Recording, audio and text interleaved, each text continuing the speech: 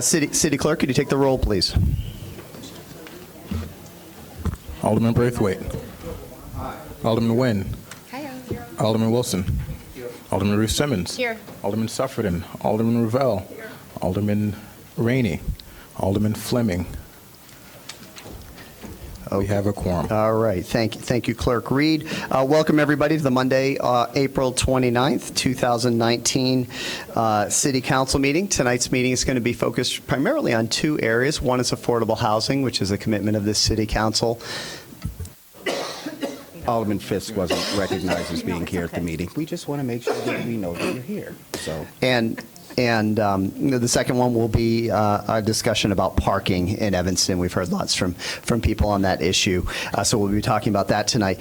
We do have 6 of the council members here. Alderman Rainey couldn't be here this evening, so that was known. Alderman Suffredin is with another community group and will be joining us shortly, and I believe Alderman Fleming is walking through the door right now. So including Alderman Fleming, we'll just be joined by Alderman Suffredin later, and we'll have 8 of our council members here tonight. First, announcements before we get to public comment. In terms of mayor announcements, I don't have any other than I hope people are prepared for the crazy weather we're having around here in Evanston this past weekend, where we had snow, we had sun, and then we had a good day of rain today. So hopefully spring is on its way. City Manager, do you have any announcements? I do not. Okay. City Clerk, I know you're here you are on your way.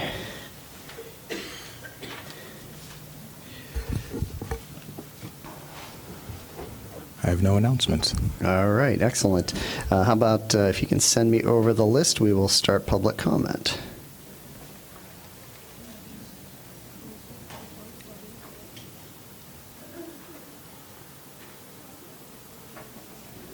Okay, and while I'm waiting for the list, just so everyone knows, we set aside 45 minutes for public comment. Public comment is an opportunity for residents and others to share with the City Council their perspective, their concerns, their ideas. It is not an opportunity for dialogue back and forth, and we have different opportunities for that around here, from ward meetings that our aldermen have to other committee meetings that we have here, but people up here are listening and interested in what folks have to say. We'll take the total number of people that have signed up as soon as I've got that number.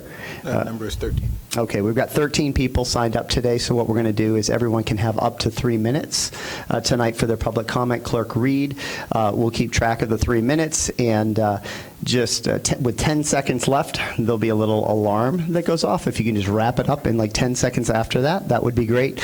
City Manager Bob Kowitz is going to keep track of the total time of 45 minutes. The way the rules are set up, the City Council meeting will proceed right after 45 minutes has passed. And I'd say in the last couple meetings, since we've been keeping track this way, we've been doing a good job getting public comment wrapped up in 45 minutes. So I appreciate everybody respecting the time limit that we have, so different residents can have a chance to share perspectives. So with that, we're going to go ahead and start with public comment today. Okay, and so the 13 people that we have, I'll call off the first 3 names, and if you would come on up and just announce your name, and if you're with a ward or a particular business and you want to bring that to the attention of the council, please do at the beginning. We've got Amalia Melos, Julie Mathai, and then Don Okamoto, and I apologize if I'm mispronouncing anyone's name. Welcome. You could just come right up to the lectern right there. Yep. If you have something to pass out, I can take it. Welcome. Hi, my name is Amalia Melos, and I live in Evanston, and I'm actually in Alderman Fleming's ward. And I also own a business 3 blocks from my house on Sherman Avenue and Main Street called Evanston Stitchworks. And I've been in that location for a little bit over 3 years. And I remember sitting with the City Business Development Committee a number of years ago discussing location, and Paul Sonosek telling me that the future of retail on Main Street was experiential retail, and that's what I offer in addition to standard retail. I have a studio in my store, and I offer classes. and those classes are up to 3 hours long. And until now, we've been doing okay with that in terms of public parking. There are metered parking spots right in front of my store. There's Main Street, and there is a parking lot across the street from Vogue Fabrics. And that's been catching most of the parking. It's, sometimes congested, but it's available. And with the proposed changes in the city parking rules, I will no longer be able to offer 3-hour classes without the risk of my clients being ticketed. If they can stay for 2 hours, that's great, but it's really logistically not feasible for them to have to stop in the middle of what they're doing after 2 hours, leave the store, and move their car to another parking zone. And I would like to say what I think will probably be echoed by a number of other people here, that the parking rules are really not taking this new model of retail and business into consideration, as well as the concentration of businesses in Main Street, on Dempster, on Central Street, that encourage people to not just stay at one business, but to visit many businesses and have an experience in our neighborhoods. So, for example, I can't say to someone, even after a 2 or 2.5 hour class, why don't you go down and have margaritas and a taco at La Principal, or stop in for a glass of wine at Wine Goddess? Because they don't have time, and they will have to, again, move their car, which is a great inconvenience, and I think really runs the risk of somebody saying, you know what, I'm just going to go home, or I'm going to go someplace else where I know there's a parking lot. And speaking of parking lots, downtown Evanston is equipped with parking lots to handle this problem, where you can park indefinitely and store your car and not have to worry about it and be relatively close to the businesses that are nearby. But Main Street does not have this option. And that is another thing that I think could be considered to help solve this problem. I mean, I'm not here to just complain, but to say that, maybe there are some things that we can think about that take into consideration the needs of the businesses in the community and the needs of the people who are patronizing them, and make it fit with what the city's goals are in terms of parking. Thank you. Great. Thank you, Amalia. All right, we've got Julie Mathai, Don Okamoto, and then James Engelman. Hi, I'm Julie Mathai, and I'm the co-owner of Hune Bakery on Dempster. I want to thank the city and the committee for listening to our concerns regarding the parking issues that are affecting residents, business owners, and visitors of Evanston. I spoke at the Parking and Transportation Committee meeting a few days ago to present parking concerns as both a business owner and an Evanston resident. And I want to thank you to all on that committee, especially Alderman Nguyen, Revelle, and Fleming, for your support and consideration at that meeting. I read through the 31-0-19 ordinance.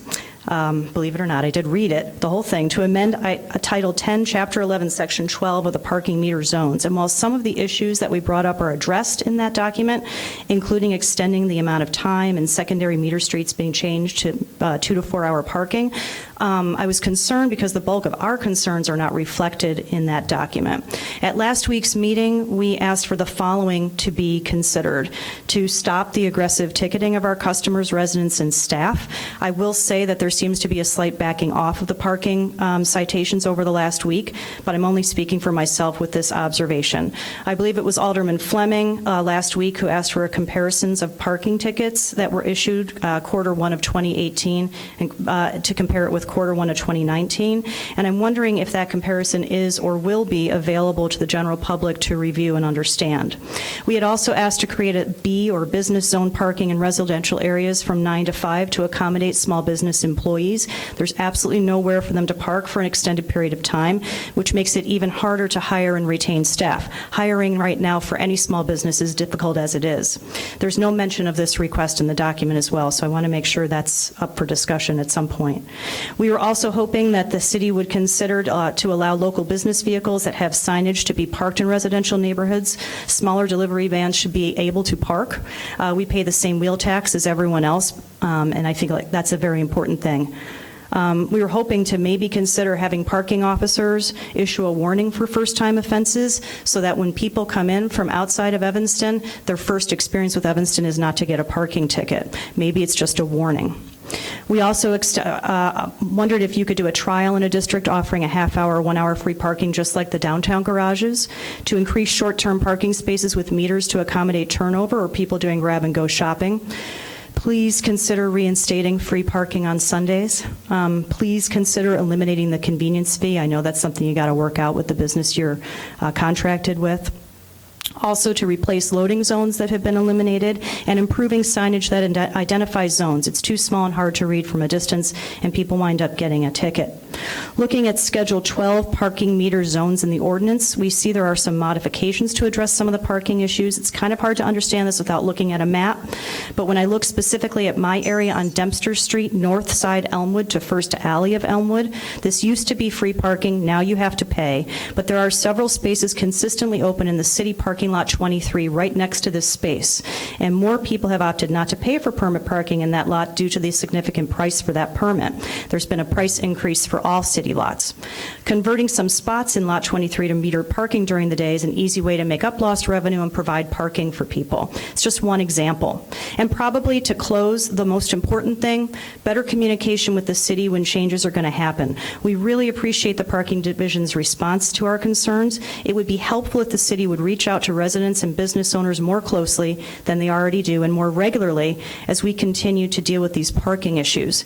In the memo to the city from Erica and Jill from parking, it is stated that the parking staff will continue to monitor these business areas and bring an update to the City Council in 4 to 6 months.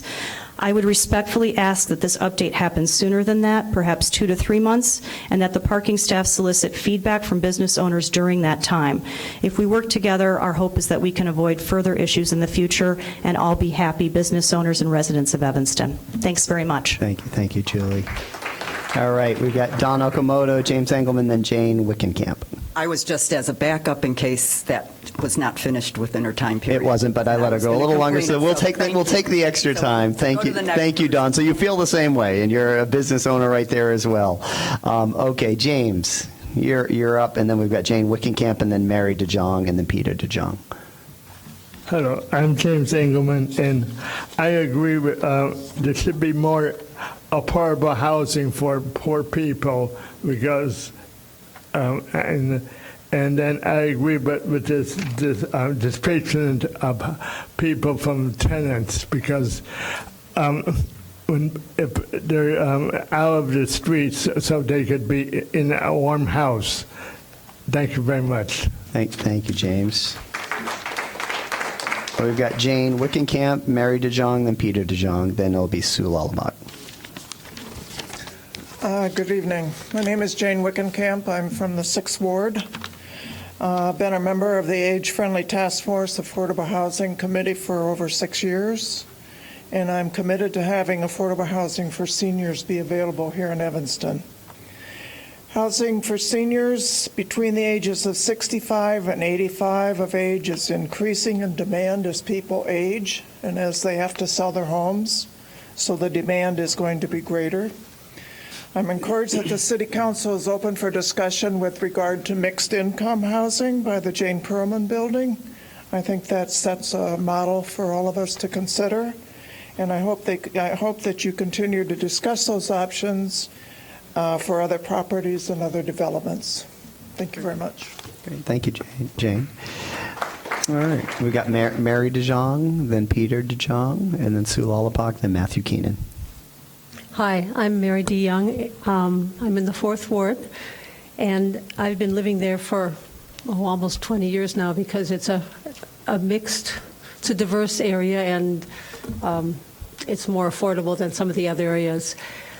I've been involved, as has Jane, in the Age-Friendly Evanston Task Force for about 6 years, and we've been working really hard to try to keep housing affordable, especially for seniors, but certainly not only. So I just wanted to say I would really support anything that we can do, either with the Perlman building or other buildings, even if it includes taller buildings. You know, a taller building means more units, means more affordable units, and that would be, I think, very important, especially if it's mixed income. So I just want to leave you with that. Thank you. Great. Thank you, Mary. Now we've got, I think, Peter DeYoung, and then Sue Lullabach, and then Matthew Keenan. Hi, Mayor Hegarty and City Council. I wasn't really ready to speak tonight, but I will. I live at 833 Sherman Avenue, so I'd like to address the parking a little bit. We used to be a 2-hour parking during weekdays. Now you have to be a city resident to park there from 7 to 9 in the morning. That street is filled all day long with people taking the train, the Metro. I think that's important that people take the Metro, but that took away parking for Main Street quite a bit, because there used to be a 2-hour turnover there. So I think that's something to consider. The main reason I'm here is about the affordable housing for seniors. Like Mary said, there's been a task force working on this for 6 years. The City Council even approved the findings of the task force a few years ago. And one of the focuses is affordable housing for seniors. We have a lot of seniors that are ready to sell their homes, but they want to stay in Evanston, and it's not affordable unless you have enough money to really pay a high rent. And I think anything the city can do, you grant a lot of exemptions to builders in order to help them develop things. I would hope that you could also do something like that for affordable housing. Personally, I'd also like to see if some of the affordable housing could be deeded so it stays affordable housing, that it's not used by a developer to build and then down the road it slips away again. I like the hard work that all of you are doing in regards to your job and running the city. I know it's not easy. So thank you. Thank you, Peter. We've got Sue Lullabach, Matthew Keenan, then Laurie Keenan. Good evening. I'm Sue Lullabach. I work at Connections for the Homeless, and I have to say I really like these quarterly meetings, not just because they're about affordable housing, but because we're hearing, there is such great progress that's being reported primarily on paving the way for more affordable housing. I think the report tonight is really, really encouraging. I also think one of the things that's exciting about the report is I think we are going to start seeing some actual new affordable units coming online. And that's something I think we've been paving the way for, but we haven't actually been seeing a change yet, and I hope we're gearing up for that. However, I think those actual changes is where things could start to get difficult, because change, as we know, has been difficult. The developments that we've been seeing in Evanston have been difficult. We know that the city's design and character are inherently have pieces of segregation and a lack of affordability built into them. Our zoning code and development processes in many ways reinforce this. Staff are chipping away at it, but we're really going to need the help of all of you, of city staff, and of citizens to change it. And as you hear plans for new housing, we hope that you will not focus on how proposals fail to meet the rules and regulations that we have in the city, but on how those proposals can help the city to solve the affordable housing shortage, how we can adapt and change to accommodate new solutions, and how we can support changes to the demographic and socioeconomic map of the city that will support a more equitable and inclusive community. Thank you. Thank you, Sue. It's always nice to have you here. We've got Matthew Keenan, then Laurie Keenan, then Priscilla Giles. Matthew couldn't be here because he has a lacrosse game at the high school right now, but we're both speaking on the same topic, which is parking in Evanston. Matthew has a 1986 Ford F-150 pickup that you can watch the gas gauge drop as he drives it. He paid for the truck, he pays for his gas, he pays for his own maintenance, and his parking tickets.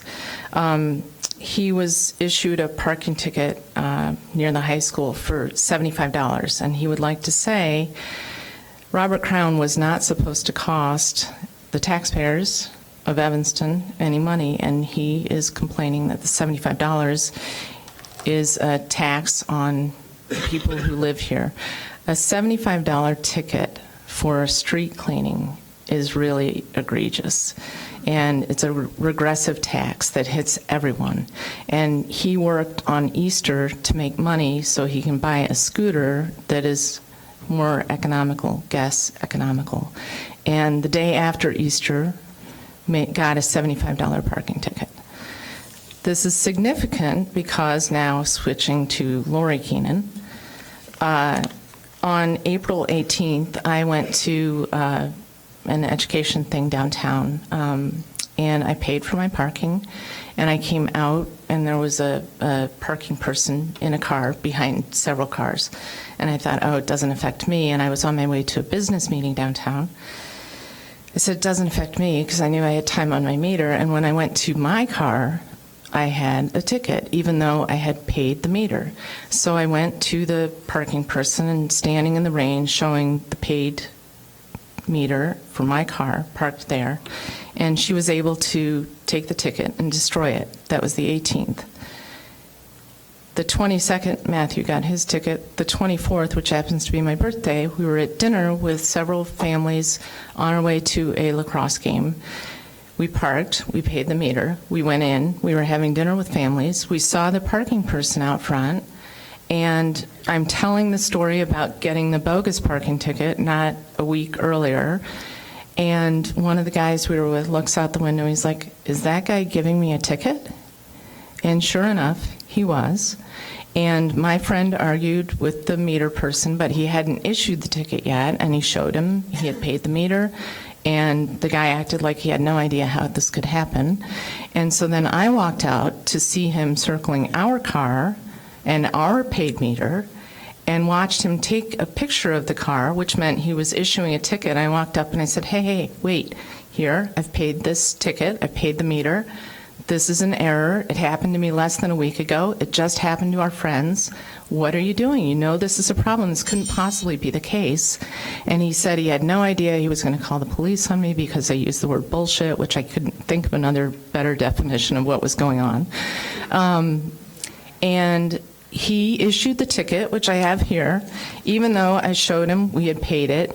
He got the times backwards. He said, no, you paid at 7:55 and I issued it. I'm like, no, dude, I paid at 7:29. You're issuing at 7:55. Another woman in Bluestone said that it had happened to her, and the woman at Caesar's Palace said it had happened to a client of hers earlier in the day. This couldn't be an isolated incident, though I like to be paranoid about the city of Evanston. It couldn't be just happening to me. If it happened to me twice in a week and happened to another family at the same dinner table, another woman in the restaurant, and the business owner next door was complaining that it happened to her customer, there's a big problem. And I don't know the other tickets that come in that I just write a check for and pay, but this can't just be happening to us. And when I called 311 and I left a message for Jill Villan last Thursday, I have yet to receive a return phone call. So it's a big problem. Thank you, Laurie, for sharing that. We got Priscilla Giles, Miss Giles, and then we've got Doreen Price, then Ray Friedman. Priscilla Giles of the Fifth Ward. I came across something I'd like to read to you. It's dated March 6, 1960. Another bond issue shaping up. While we are struggling under heavy tax burdens, it seems that more will be soon to be added to our present load. A bond issue for an artificial ice skating rink. You can substitute the names. Seems almost certain, according to what I can see by our local news. All that is left to be done is to condition the minds of a few people and call a special election for the bond issue. It is reported that the City Council is in favor of it. That just about clinches it. It will very likely be no opposition except for a few pensioners and social beneficiaries.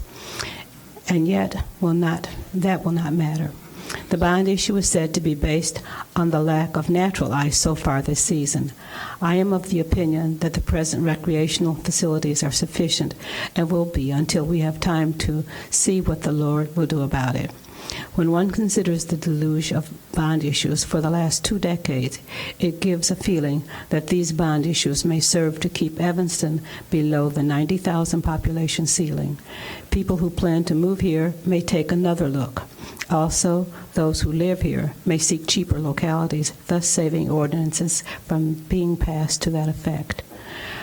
And I think that the supposed affordable housing should be affordable, not just for firemen, policemen, teachers, but also for the people who serve those people, the people who are serving the children on the buses, the bus drivers, the bus keepers, the teacher aides, but we need help. Thank you. Thank you, Ms. Giles.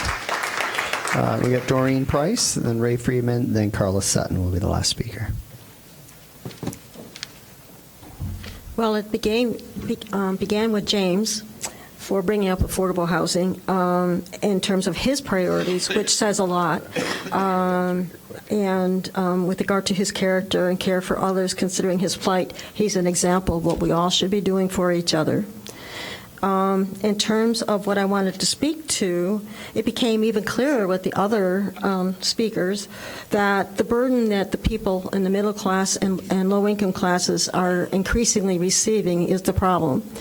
The rushing with regard to making decisions is also a problem, and it's evidenced by the fact that the inclusionary housing ordinance was not submitted until after Sunday because it wasn't online. So I didn't see the summary, which says, oh, by the way, housing preservation, which is needed in my ward, not just for me, I found out just today, so I'll be able to elaborate further, but that even in the 7th ward, so every ward needs affordable housing remediation of some shape or form. Homeowners staying in their homes is the definite cheapest solution, okay? Cheapest of all the things you're doing to make businesses prosper at the expense of residents who could prosper themselves in their own homes. This inequity persists in the separation of rich and poor and makes it larger. The city has the duty to do the cure and not just fix, do a Band-Aid fix. And that is the voice of everyone here that I see, except for certain people who unfortunately don't get it. And the ones who don't get it are visible in every video, and you can tell for yourself. Thank you. Thank you, Ms. Price.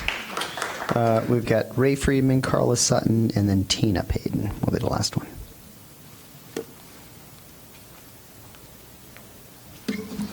Good evening. Ray Friedman, 2nd Ward.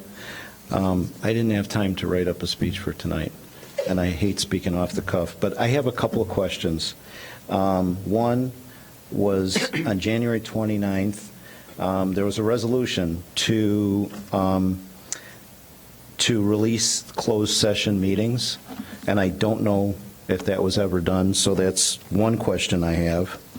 Another question I have is, on ward meetings, I noticed a couple of times that it's been said that the aldermen who are running the meeting have an agenda to follow, and they don't want to talk about anything else except what's on their agenda. And looking at all the documents and what protocol is it's an open forum. You can talk about anything you want to talk about. So then why would that be restricted, whatever it is that residents want to talk about?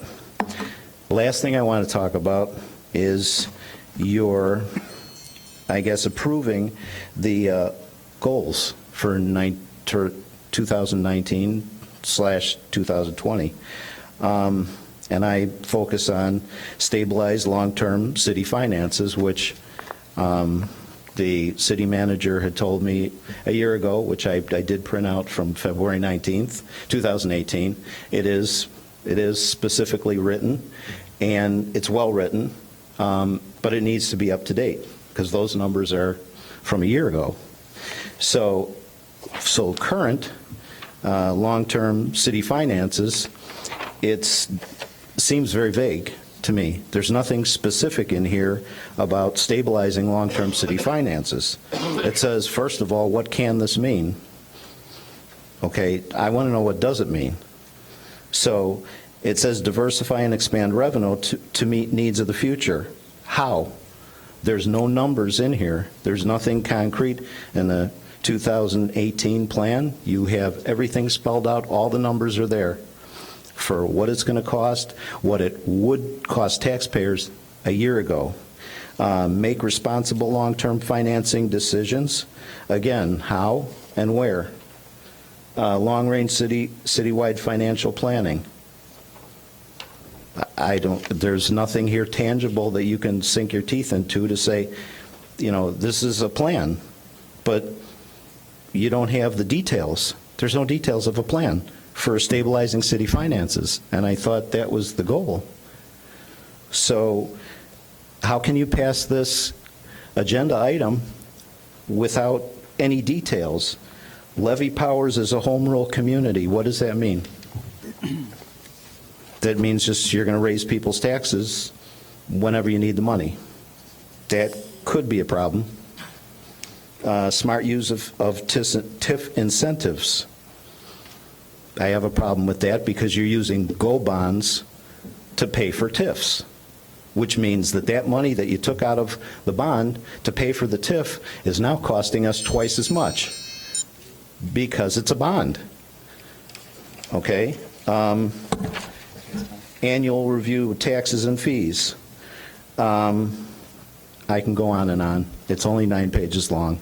But before you would approve, the long-term goals, I would hope to see more accurate information, broken down into dollars and cents so that we have something to sink our teeth into. Thank you, Ray. Thank you. Thank you. We've got Carla Sutton and then Tina Payton. Good evening, Carla Sutton, 5th Ward. I wanted to address one concern on SP 5 that you have consideration on the deed in lieu of foreclosure at 1806 Church Street. Before any further work is done, I want to know if they completed the EPA assessment of that site with the contaminated soil. Have they done a traffic study?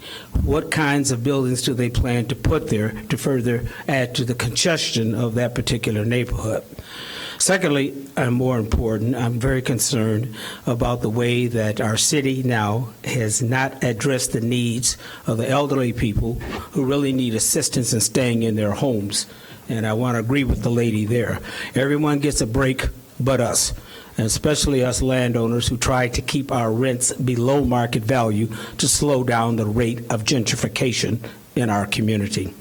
And thirdly, if that site on Darrell and Church is going to be considered for affordable housing, I think you should do a study to see about the number of affordable units that have already compacted within a 1,000 feet radius of that particular site. I think there are 9 wards in Evanston. I think they should share the responsibility for affordable housing. Thank you.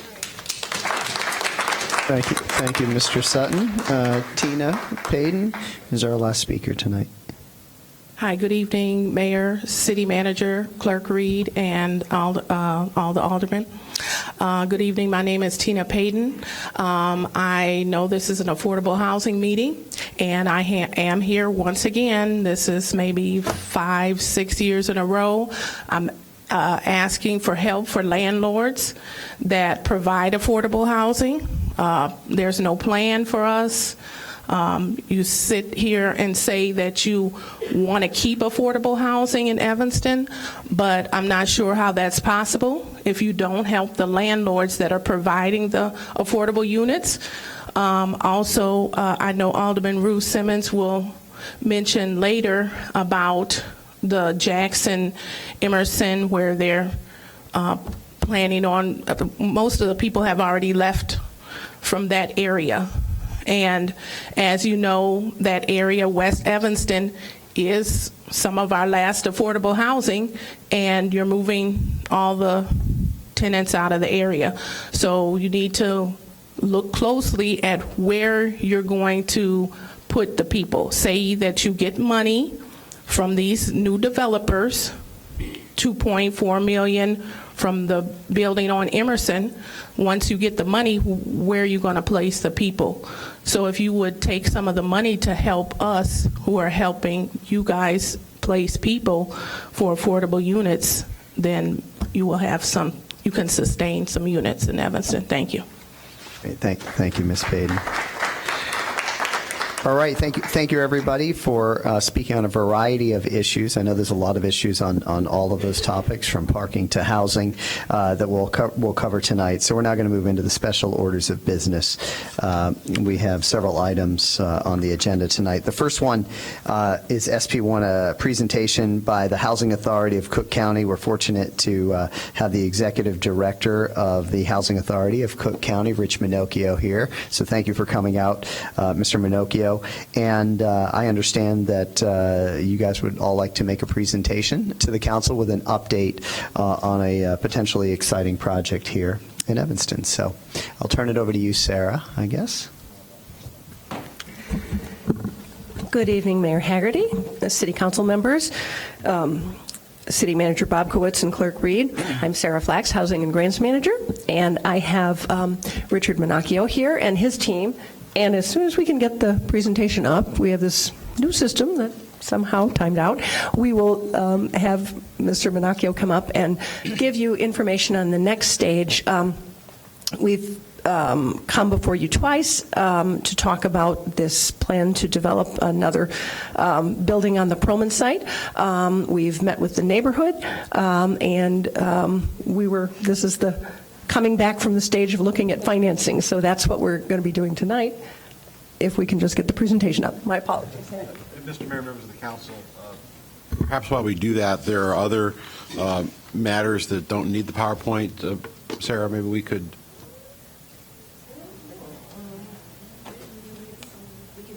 The tenant relocation assistance, item SP3, does that require a...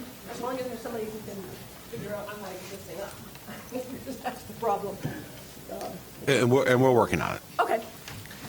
So, Mr. Mayor, if you may, we can go to SP3. It's tenant relocation assistance policy. All right. Excuse me. Let me get to that.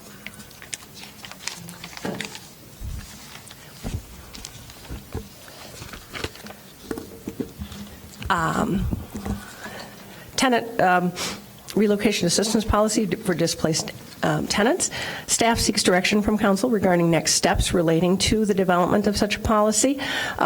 This is something that we are seeing being implemented in municipalities, especially on the coasts, where there have been high levels of displacement due to new development, and also due to really rapidly rising costs of rent costs. And there are a whole range of different things that different communities have looked at, some of which are outlined in the memo. The Long Beach Task Force was the most recent and really quite complete and aggressive program offering tenant relocation assistance when tenants are displaced at no fault of their own, and there are a number of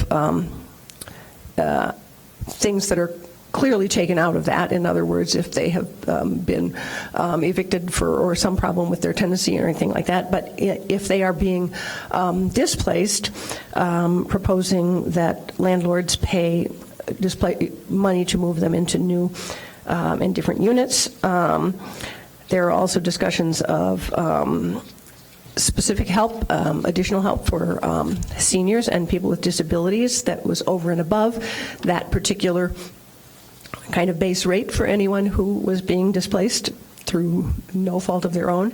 And then there are a number of other things which the city of Evanston can't really so much directly address because Long Beach is a larger community, has its own housing authority and some other things that organizations that it works with. But staff was asked to look at this, and we just really seek more direction on to what extent. One of the other things that, not in Long Beach, but in some of the other communities that we started looking at, dealt with was when somebody was displaced because of property standards violations they weren't addressing. So that was another thing that we wanted to bring up.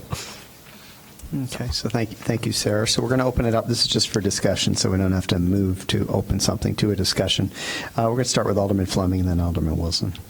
Thank you. So I learned about this when I was in D.C. a couple weeks ago with some other city council members, and so I wanted to have a discussion. Obviously, Long Beach, as Sarah said, is much larger and can do much more than we can.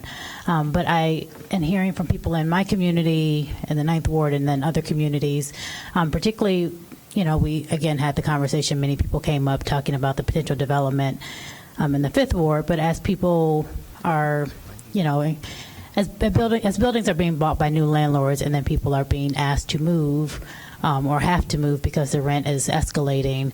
At this point, and to my knowledge, there's nothing that the city has in place to really help those people. And those are the phone calls that we probably all get when people are looking for a comparable affordable unit that's not available and they are being moved for no fault of their own. So I really wanted to start the discussion and see if this is something we can fold into our affordable housing plan, because as we hear, there's different levels and different needs in affordable housing.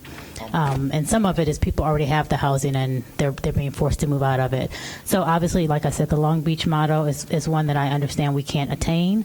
Things like the 10%, I think for Long Beach, you get this assistance if your rent goes up 10%. 10% might be a little low for us. I don't know what the magic number is there, but I think that there's probably one if it's, I don't know, 25, 30, somewhere around there. They also have relocation for 2 months. I don't know if that's something that we also can attain, but particularly I'm thinking of developers or larger units where we're not talking about people like Mrs. Payton or Mr. Sutton, but people who have larger buildings, and we're seeing people move out, particularly our very low-income residents or our seniors, or we know we don't have, or there might not be another unit that they can access. I know in my ward we have Reba Place. They provide really great affordable housing, but they have hardly any turnover. So even people, in my ward are on waiting list for Reba for a couple of years, or they close the waiting list. So I really would hope that we can have a conversation. I know that we did receive a letter from one of the local realtor associations who had concerns about this. And again, I don't want to make this something that is a burden for our smaller landlords, but I do think this is something we can consider and hopefully get to the point of finding a median ground of which we can tell people that we're a community that we value affordable housing, we value diversity, and we want people to remain in their housing. So as people come in and potentially buy locations or turn locations into condos, that they understand that we do have an expectation that our tenants, or that those tenants, can remain in the town if possible. Thank you, Alderman Fleming. Before we continue on with the discussion, just to make sure we're doing everything by the book, can somebody move this for discussion? I can move it. Is there a second? Thank you. Okay. Just a quick question on that. And I read through the packet, and I don't remember if it was there. When did Long Beaches go into effect? Like, how long have they been doing this? It was recently approved. They are actually working on writing the ordinance. All right, so they haven't implemented it. Right, and they had a task force for 6 months. Okay. Yeah. Okay. Great. Thank you. Alderman Wilson, then Alderman Rusimmons. Thank you. And I do have some significant reservations about this. And when we talk about these different programs, the first thing that I always try to, or one of the first things that I try to look at and assess is who's going to bear the cost of the program. And to me, this is a little bit similar to our original inclusionary housing ordinance, which I felt put too much of the burden on the other, residents of the particular building. So. First off, we're going to have, I don't think it's getting talked about enough, but, we've got this reassessment coming up, and, contrary to, I think, expectations, I think we could probably see not significant increases on single-family residences, but probably significant increases for the taxes for apartment buildings. And if you have that situation, you're going to have landlords whose tax bill goes way up. They're going to be increasing the rent to cover those taxes. Of course, that makes sense. And then potentially having to pay for people who were, quote unquote, forced to move out. And the people who are going to bear the impact of that are the other residents of the building. So somebody's going to have to pay for that 2-month buyout for any given tenant. So I really, really hesitate on this. For something like a situation like if someone's forced to move out because of property standard issues, that makes all the sense in the world to me, because that's something that the landlord's responsible for, and they're not keeping the property up to the code. But regardless of the size of the landlord, the people who are going to pay are the other tenants, and really, frankly, we're trying to help the tenants, and so it'll turn into the lottery winner, okay, a couple people are going to move or choose to move, or if all the rents went up 10%, I would imagine that probably everybody in the building would say, okay, you know what, I'll move because I get 2 months free rent, and that's a better deal than staying and having the 10% increase. So there's a lot to really, I think, consider on this before we jump into it. But as we go through the process, the key point here is who bears the burden of the cost. And I really feel like this kind of is going to be resulting in the people who are in generally more affordable housing bearing the burden of that cost. Great. Thank you, Alderman Wilson. Alderman Ruth Simmons, then Alderman Fisk. Thank you. I'm not familiar with the Long Beach model, so excuse me if this is like redundant. But when that development was being proposed at Jackson and Emerson, thinking about how we support the existing tenants, I asked if we could have, as a public benefit, a fund for the residents to relocate and a first right option for rental for the new units. And I think the feedback was there may be some laws against it or fair housing laws, or I'm not sure. But I would like a definite answer on if that is an option, because it seems to be a good way to get the developer to support the existing tenants. Okay, and I'm assuming you're not sure, Sarah, right? Yeah, I don't know. Okay, all right, so we can revisit that. We got Alderman Fisk, then Revelle. Thank you, Mr. Mayor. I'm also not familiar with the Long Beach model, and I'd like to know more about it. I'd like to know a little bit more about how we balance, when we're drawing comparisons, how we balance our community against others. So that would be one of the things I'd like to know. Alderman Wilson, thank you for your comments. I think they're really helpful. We did talk a couple of weeks ago when Commissioner Sufferton was here for his meeting about the increased cost to commercial property owners, and we do need to keep that in mind.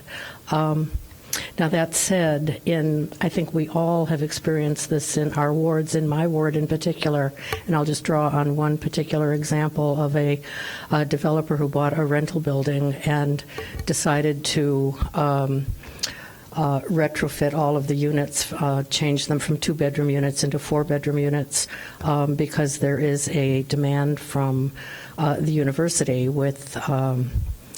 for living units close to campus, and that forced out a number of elderly people from that building. We actually finally came to an agreement with the developer on that, but that was touch and go for a while. The only thing that ended up protecting us in that building, so we got him to stop changing into 4 units and went back to 3 units, was the 3 unrelated rule. And so I'm a strong supporter of the 3 unrelated rule, because it doesn't necessarily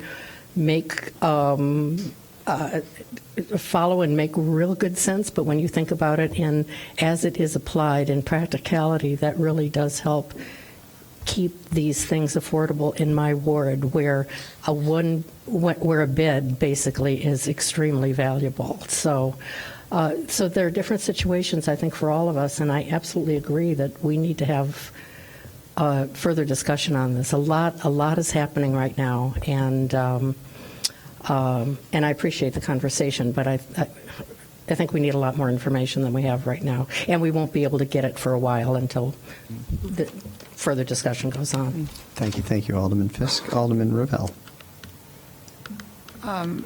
I took a look at the Austin model, which has been in place now for, I guess, about a year, and it may address the concerns that Alderman Ruth Simmons mentioned, because their model basically puts most of the burden of helping the displaced tenants on the developer. So if a developer comes in and buys a property and displaces residents and then constructs something big and grand, the developer has to pay into a fund that then helps with relocation assistance. So that might be a model that would be useful. Great, thank you, Alderman Alderman Revelle. Alderman Fleming. Yeah, just to recap, so I had this conversation with Alderman Wilson earlier, and I disagree that it's going to put the burden necessarily on the other tenants. I mean, part of it is we do know that property taxes are potentially going to go up with the assessor, and we all heard the speech about the commercial and the large property owners. However, we also know that unfortunately, we have people who are going to price gouge, right? And so when I was a tenant, my rent would go up. I never saw a property tax bill to verify that I was paying my certain amount, or were they just charging whatever they want to charge, right? And so I think as we sit here and we hear from so many different people about the type of housing, the lack of availability of housing, I feel a deep responsibility to do various things, right? We have the affordable housing ordinance that is developing some units, but clearly not enough units. We hear from different people and different price points, and this is just one tool that I'm suggesting that we have further discussion about, that we can have as an option, particularly as we see many more developments coming. I don't know how many people that potentially is going to displace, but I think we need to have various things. I don't see this being a huge fund of money. We can look at maybe the Austin model. We can look at this model, and we can be pioneers and make our own model. I don't think we have to always do what other people are doing. But as we can continue to have these quarterly discussions, we all know there's not just one way in which we need to support affordable housing. And we also know that if people do have to move because they can't afford the unit they were currently in, the chances of them finding another unit in that price point is going to be difficult. And if they do find another unit, they may not have the security deposit on hand to move into that unit because they're already in a low-wage job. And so whatever we can do to support people, I think is important for us to negotiate and not just, kill because we think it's going to be a problem for other people. So far, the IHO has not produced as many units as we needed, but I also have not heard from people who've said, well, I'm moving out of my building because we have an IHO unit and now, therefore, my rent is more. And so as a council, I do think it's, very strong. It's very important that we look at this and other models. I'm happy to work with staff and look through this myself and come up with something that we can propose that might fit. And even if it's only 3 or 4, people or families a year that we can help with this, I think it's worth it for us to do it. So I would hope that we continue this conversation and bring back something else that might be a better fit for our city with some more tangibles that we can discuss. Okay, thank you. Thank you, Alderman Fleming. Alderman Wilson? And just super fast, when we get to SP4, I'm actually going to have some suggestions on how we can utilize that to address part of those problems, because that's a resource for money that comes actually from the developer. So, okay. Great. Thank you. All right, so seeing no more lights on SP3, in terms of the discussion, it seems that the general feeling is would like to get some more information, see how some of these programs, if they're brand new, like Long Beach, sort of play out, and have the city staff, at the appropriate time, come back and give us an update on that. And then secondly, it seems like we would like to have city staff look into, projects or programs like the Boston one, where if there is, a situation where people are being relocated for development, that we understand better the programs that exist there, so we could explore that. Very good. Okay. All right. So great. We're going to move back now to SP1. Sarah, I think the presentation's up there. This is the presentation by the Housing Authority of Cook County and Rich Minocchio. It is, and here's Rich. All right. Welcome, Mr. Minocchio. Thank you very much. Thank you, Sarah. And good to see you again, Mayor Haggerty, City Manager Bobkowitz. Excuse me, Executive Director. I'm sorry. Can I just get a motion to move this in a second? Second. Thank you. Go ahead, Director. Thank you. My name is Rich Minocchio. I'm the Director of the Cook County Housing Authority. It's very nice for me to be back here today. You've seen me a couple of times up here, but here today is, I think I really feel like the rubber is hitting the road now with this building. First, before I'm going to introduce my team, and then talk about what's coming next. We have a short PowerPoint. But before I do that, Mayor, I do want to commend the city and your staff. I really have to say that without their help and guidance and leadership on this, I don't think we'd be at the point we are today. They really have a strong concern for affordable housing, so appreciate Sarah, Paul as well. This has really been a collaboration, so we appreciate that, Mayor. My team today is, we're very fortunate. 2 of your constituents are with us today, 2 of our board members. Polly Keel, Sal Clibano are with us today. Thanks for coming. We also have our Chief of Staff, Alicia Hushaw, our Assistant Director for Development, Rashad Gray. We have our Chief Financial Officer, Carl Becker.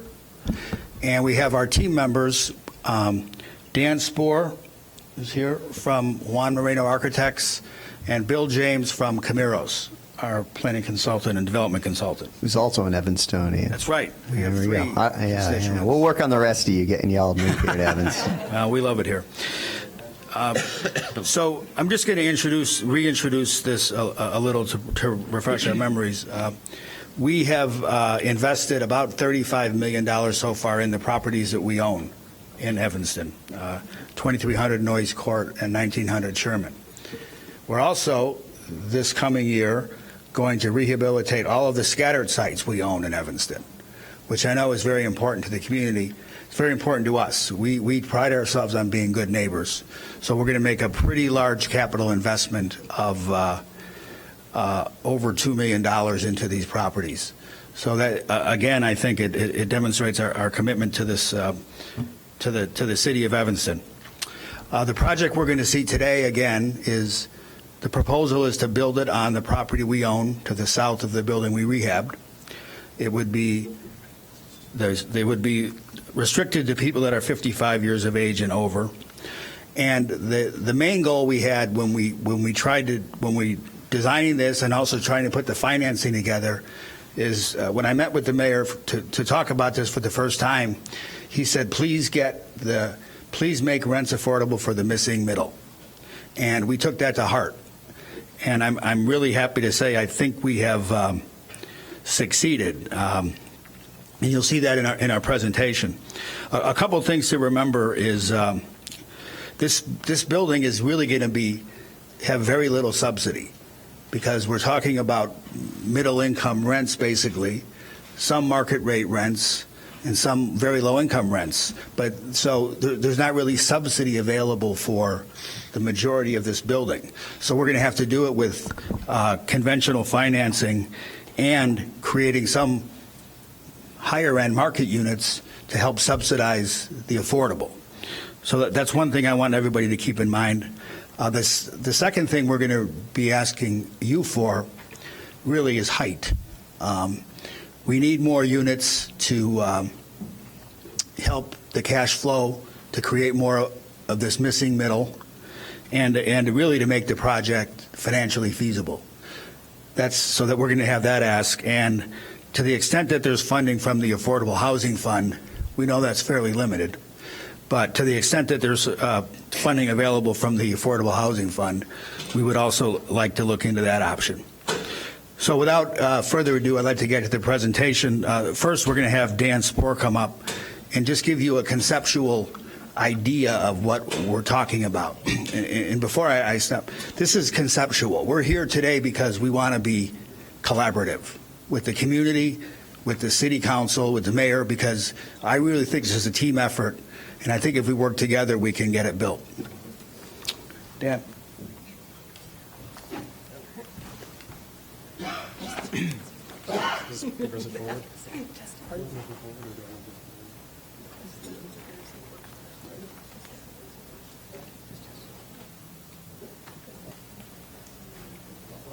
Can you open the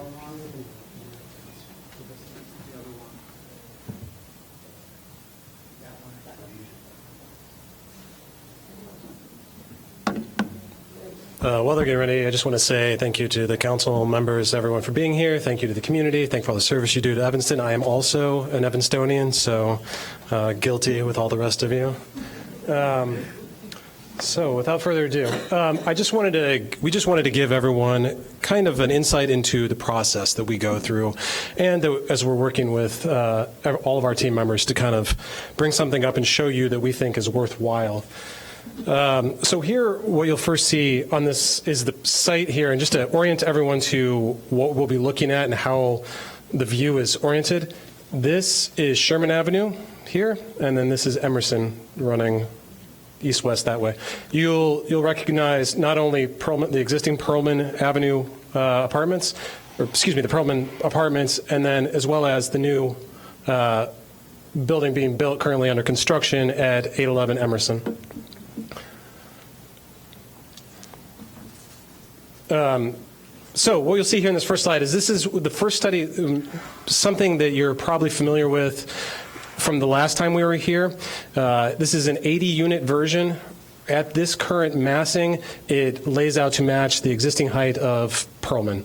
And I'll just build up through these slides and it'll help hopefully explain. What you're looking at now is the parking to get just the minimum sort of level of parking requirements. And you can see that, I apologize, you can see that here in this kind of purple area that would be inside the building, but what it does is it kind of maxes out the available buildable area on the site and takes up a lot of space. Then you will see we're layering in the residential floors. What that would get us is 8 floors of residential units, and then ultimately kind of all that put together with a sort of a roof garden amenity level at the top. You can see it's a tight, lot of program and a very little package. So what we've started to do is look at other ways that we could make this financially feasible for the team. Here you'll see is a 100-unit strategy. And again, just the buildup of all the things that go into that additional units and that additional height that you see there. Again, parking, eating up a lot of valuable resource on the lower levels, taking up a lot of prime space, as well as limiting sort of the ability for green space and some of the asks that we know we heard from the community. Again, now you see 11 floors of residential stacked on top of that, and that's where we'll get that additional height. As well as sort of the amenity level on the top, and then the whole picture of everything together. So where we've ended now is an option for 120 units, and what this does is we're finding ways to put the parking underground, thus maximizing the return for the number of residential units, upping that to 120. You'll see there now the amenity level is large and complete at the ground level, as well as providing vast, green space, keeping that tree that I know was a big concern there on the corner by moving the massing back, as well as maximizing the site footprint for what you'll see here is all the residential levels and units. And finally, culminating that with the rooftop deck amenities level as well. And I think what we've tried to do here is just to put all of these things together to create a really holistic approach while preserving sort of the green space that I know I and all Evanstonians tend to appreciate as being part of this community. So without, unless there's any questions or concerns, I'll turn over to Bill James, who can speak to more in depth about the project. The number of floors is 15 floors to the roof level.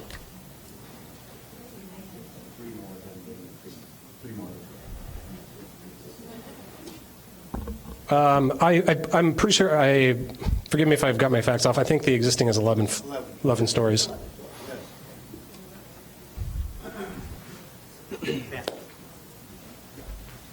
me see if this works here. Whoops.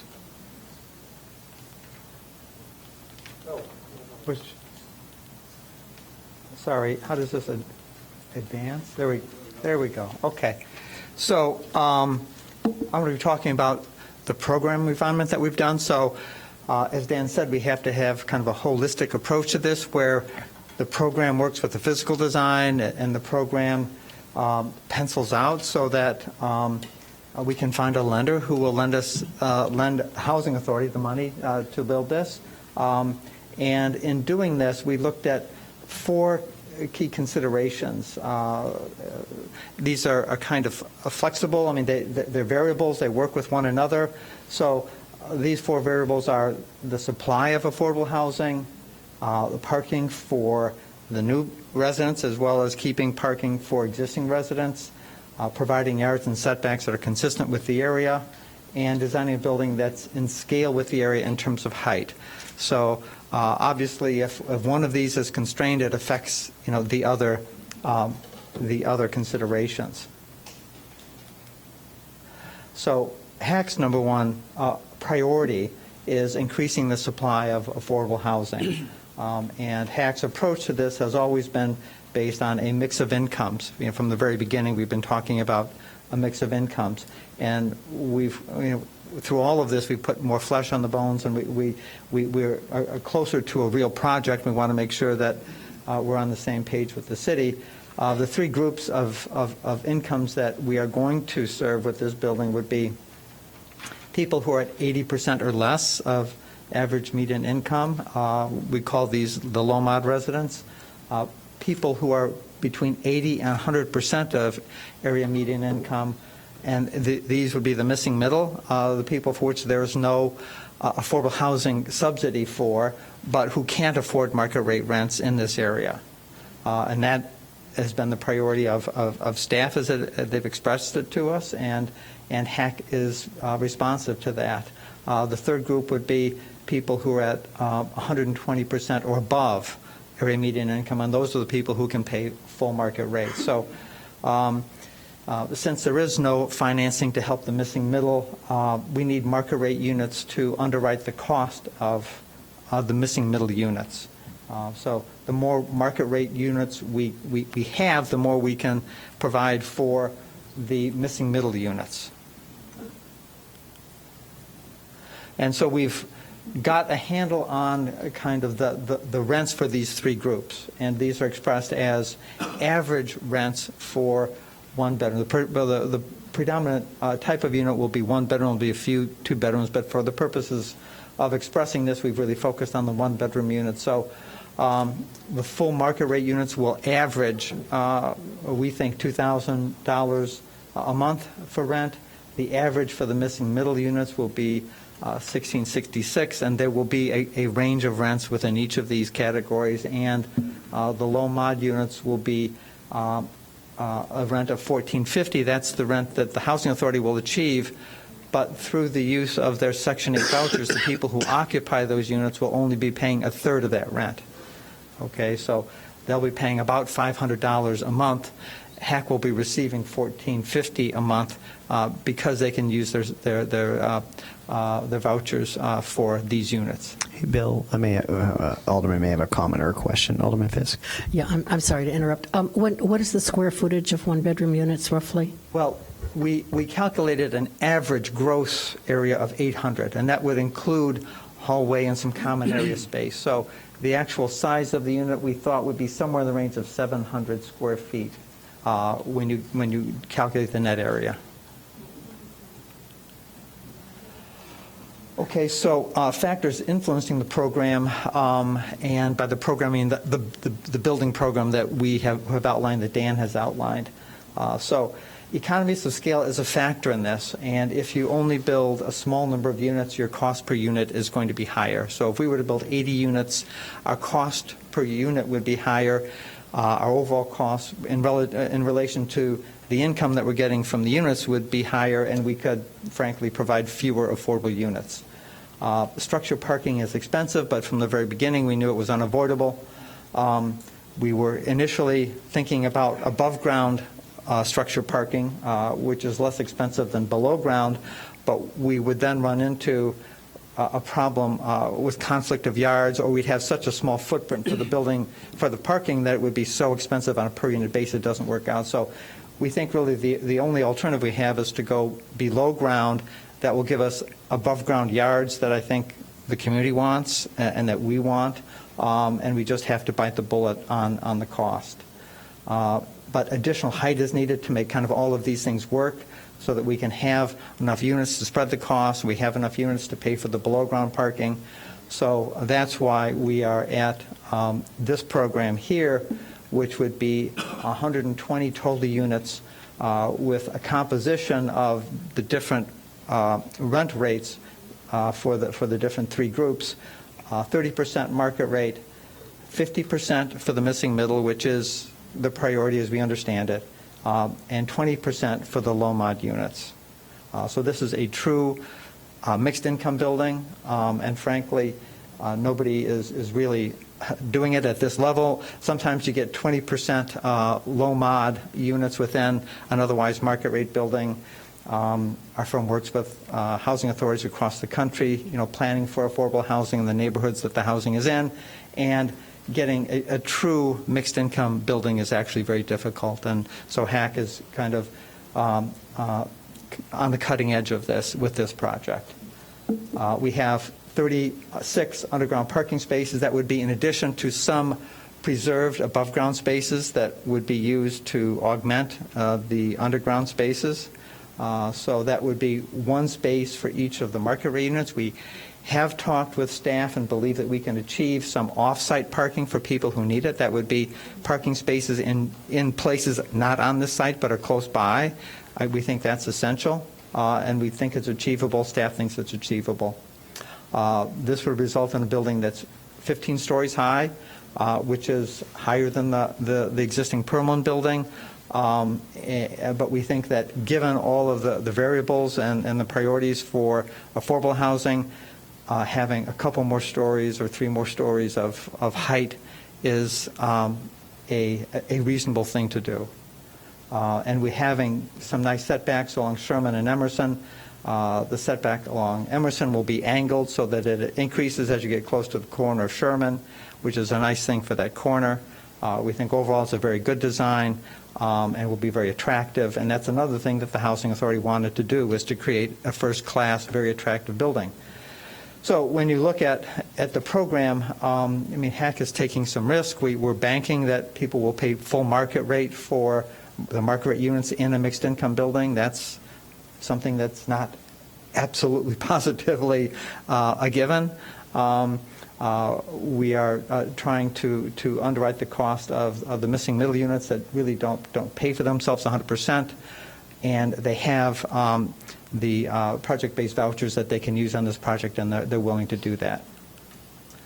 So in terms of financial feasibility of this project, obviously when you go into a project this, you're looking for conventional financing. You have to have a project that produces enough cash flow so that the lender is certain that you can pay the mortgage on the project. So it can't be just a break-even project. It has to produce a surplus.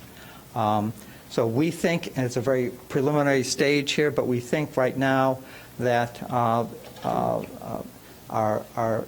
debt service and our operations will result in a cost per unit of about $19,600. That is definitely going to change when we get closer into exactly what we're building and how much it's going to cost. But right now, that's what we're thinking it's going to be.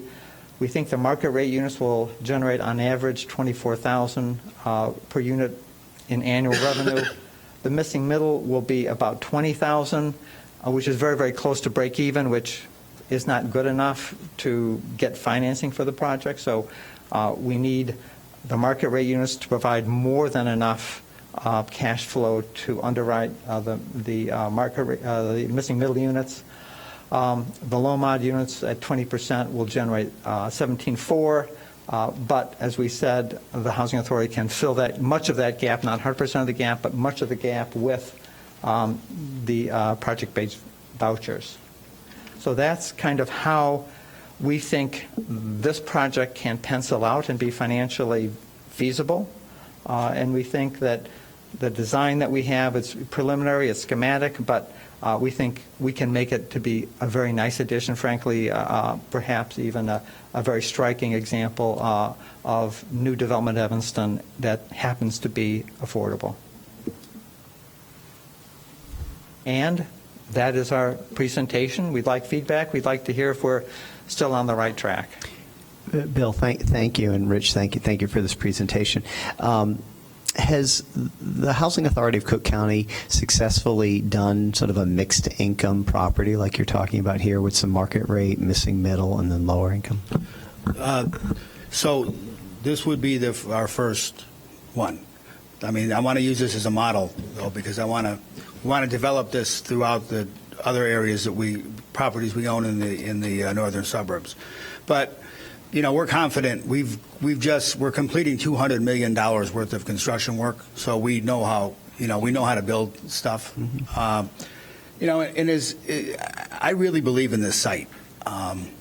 So as Bill mentioned, we are taking a bit of a risk, but I think this site is probably the most attractive we own in the entire county, and I think that what Evanston brings to the table too is attractive, and so I'm very confident that we can attract those market rate rents. Is there any connection between this new building and the existing building? Or are they separate? They're going to entrances? be separate. Okay. Separate entrances. Okay. And then I'm just curious, Sarah, did you have a chance before to meet with them and talk about this, and do you have any observations or anything you'd like to share to this discussion? And then I'm going to turn to the council. Sure. Well, one of the important things about, and the very different things about this building is that middle level. Right now, everything's being built at the high end, as we know, or the deeply subsidized, very low end. And one of the things we hear is we have many seniors who don't want to move out of their houses, aren't finding what they're looking for in Evanston right now, but are interested in moving into senior housing. And remember, this building, as Rich said, is 55 plus, so it's not just these are independent living units. And with an appealing location, immediately north of our downtown in a beautiful area, I think we're going to get people who are going to go, oh, hey, I found a place that I want to move to, who don't qualify, as Rich said, for any of the subsidized housing that's out there. They're that middle income, and that's something that we know nationwide is people are struggling everywhere to find that middle income housing. And if we can open up some of our single-family homes, then we'll be able to potentially have more space for younger families moving in, things like that, which we also know we're short on right now. So it's really trying to open into a range of housing that simply doesn't exist right now. All right. Thank you, Sarah. And Rich, one final question. You said that you spoke to neighbors and other stakeholders in the area. Can you give all of us a sense of their feedback about your plans? So it's been very positive. I think Alderman Fisk was with us at some of these presentations. The Sherman Garden neighbors were very supportive of what we're doing, and every other group that we've met with has been as well. So it's been a very positive feedback. The fact that I think people see that there's housing that they can actually possibly afford in an area like this has got them excited, Mayor. Okay, thank you. All right, we're going to turn to Alderman Fisk, then Alderman Braithwaite. Thank you, Mr. Mayor. Thank you, Rich, and thank you for my tree. Not forgetting about my tree. I appreciate that. So I have a couple of questions. Could we go back to the slide right before this, the financial feasibility?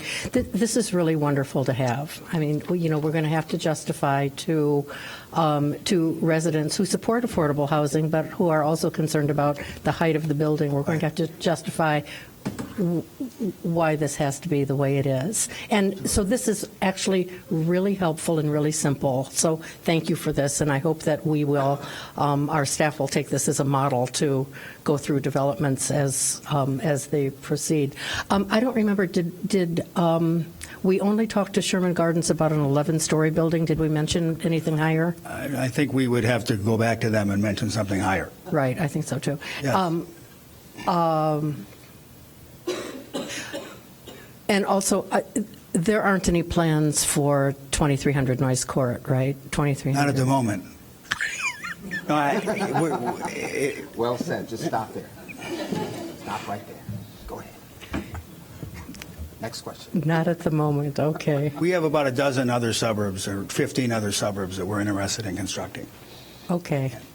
Okay. But we'd be happy we would take the lead of the leadership of the city on that address. Thank you. Okay. All right. And again, thank you for this. This was really very helpful. Thank you very much. And thank you, Alderman. Alderman Braithwaite. Thank you, Mr. Mayor, and thank you, Mr. Minocchio, and your team for coming out. I'm excited about this. I think it's a great model. We have a couple of senior projects going up in the second ward. So, based on what they're charging for your income, I think this is appropriately priced for what you're offering, an apartment building that is just walking distance from the lake. I mean, you would have to be crazy to be concerned about that rent just based on what's being offered around town. Just a couple of quick questions, and I think you answered. So the only real restrictions are going to be age, so 55 and above, no income restrictions for your market rents? Correct, for the market rents. Which is good. And then the other thing is, any amenities in terms of staffing So I'll ask so amenities for staffing, memory floor, memory care, are those services, common dining, is everyone eating in the same place?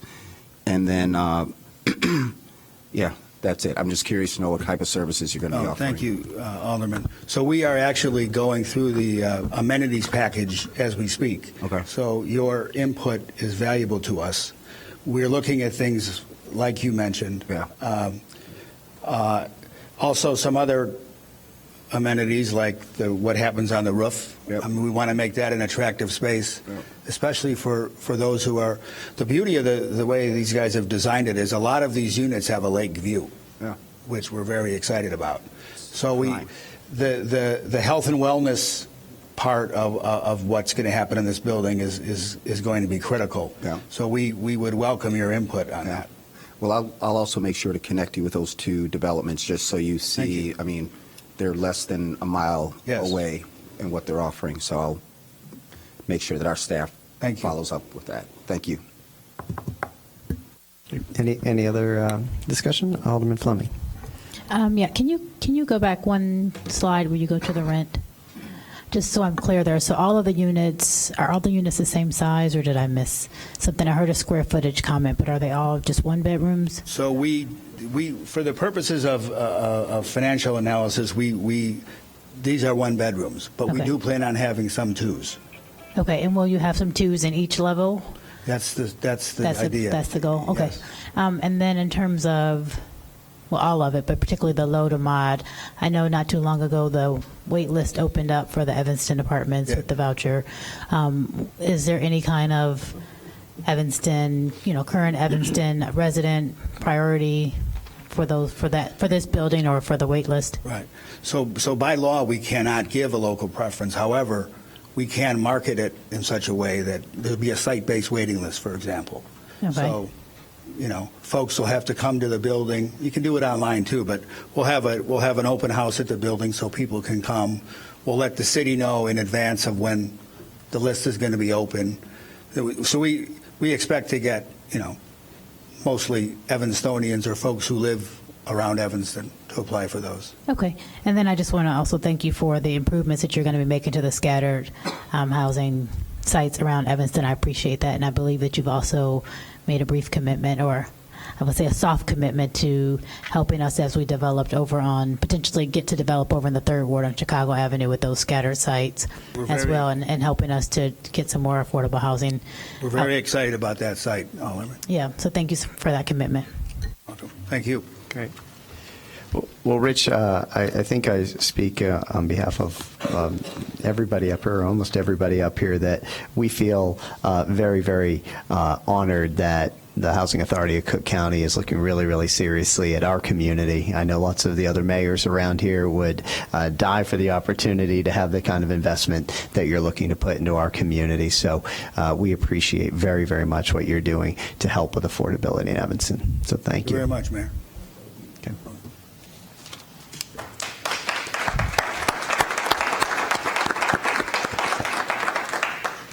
Okay, so just so before we leave SP1, the next steps on that matter, Sarah, with SP1 is.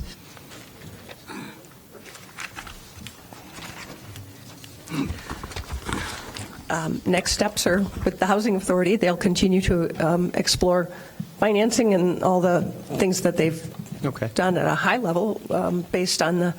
All right, and continue to coordinate, I presume, obviously, with Alderman Fisk, whose ward it is in, so we can continue to have those neighbor conversations. Great. Thank you. All right, Sarah, stay up there. I guess we're going to go to SP2, which is the Affordable Housing Work Plan progress to date. Is there a motion to move this? So moved. Is there a second? Okay. Sarah, take it away. Thank you all. This is our quarterly update, and I'm going to walk you through both our action items and activities to date, as we have traditionally done. Action items, We already actually talked about one of them because of the technical glitch. So, and that is the relocation assistance policy, which staff will do some research on and be able to bring back to you. And we'll work closely with Alderman Fleming. We also have a recommendation to increase the demolition tax, and that's coming from the Housing and Homelessness Commission. We have a acquisition of 1805 Church Street through a deed in lieu that we are asking for your approval of, and we're asking for authority to negotiate the sale of 1824 Emerson to be the next ETHS Geometry and Construction housing site. Other things we've been working on that you hear about at various times, and what we want to update you on. The rental registration of coach houses / ADUs. Our amnesty period opened on March 1st, and it runs through the 31st of May. We've attempted to get out to lots of people. We were on the, we had a message in the March billing, water billing. We have used the e-news. We've used the rental registration list to get to property owners and various other things. We'll continue to do that. We've used city social media to let them know about this amnesty period, because it is not only affects the coach houses that people may want to rent to non-family members. It also affects some units that are probably being rented up that have never been registered but should be, and that can include condos and can include single-family homes and things like that. We actually even had a couple more units that have registered since the memo was put together. So as of right now, we've actually gotten only 4 ADUs that have registered to rent to non-family members. Now, we don't know that that means that there are not that many out there, but one of the things that we know from talking to our ADU experts is, in many cases, many ADUs are not rented out to non-family members. So that may be just what's happening. We may see more. We're not sure. We've gotten 7 other rentals that have registered, and it's a whole range of things. It's things like condos, single-family homes, some garden apartments. One interesting thing was a condominium association that owns an accessory dwelling unit that is a common element that helps pay for their common expenses. So that was registered. We'll continue to promote the registration policy, and we'll give you a summary when we get it at the end of the period. One of the things that's kind of inspired was a new opportunity to maybe use, because we've seen some interesting projects come in where somebody wants to have, say, a 3rd unit in a 2-flat, or is asking for a number of variances to build a 2-unit building where normally a 1-bedroom based on the size of the lot would be appropriate, but not a 2-bedroom. And we're asking for your consideration whether to modify the bonus schedule in the inclusionary housing ordinance to say, if we have a building that comes to us for another, these are internal ADUs or internal dwelling units, they're not, that we right now take through ZBA, and ZBA has been saying, okay, our job is to make sure that things are necessary and that they're not getting undue enrichment through their additional, what they're getting variances for, has been recommending that they get their additional unit if they keep it at an affordable level. And that affordable level we've been using is 80% of the area median for a 10-year period, because this is not, most of the time these are very small buildings. We don't want to overburden them, but at the same time, it does give us some affordable units. Our planning and zoning staff believes that we could make a text amendment to the inclusionary housing ordinance bonuses that would allow us to do this officially. If we were able to do that administratively, it would also take a great deal of burden off of the the ZBA and staff, and also make it more certain for people who would be coming to us for this type of variance. I apologize. I'm getting over a cold, so I'm having trouble talking very clearly.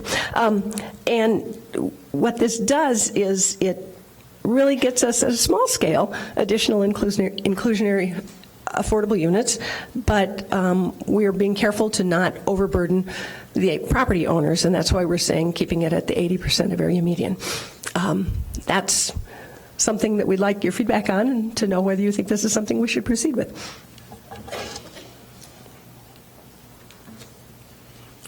If we were to do it, it would be a text amendment. It would go through the Plan Commission and all the processes to amend the code. Do you want our discussion now, Sarah? Would you prefer it now, or are you going through the whole whatever's most presentation convenient for you.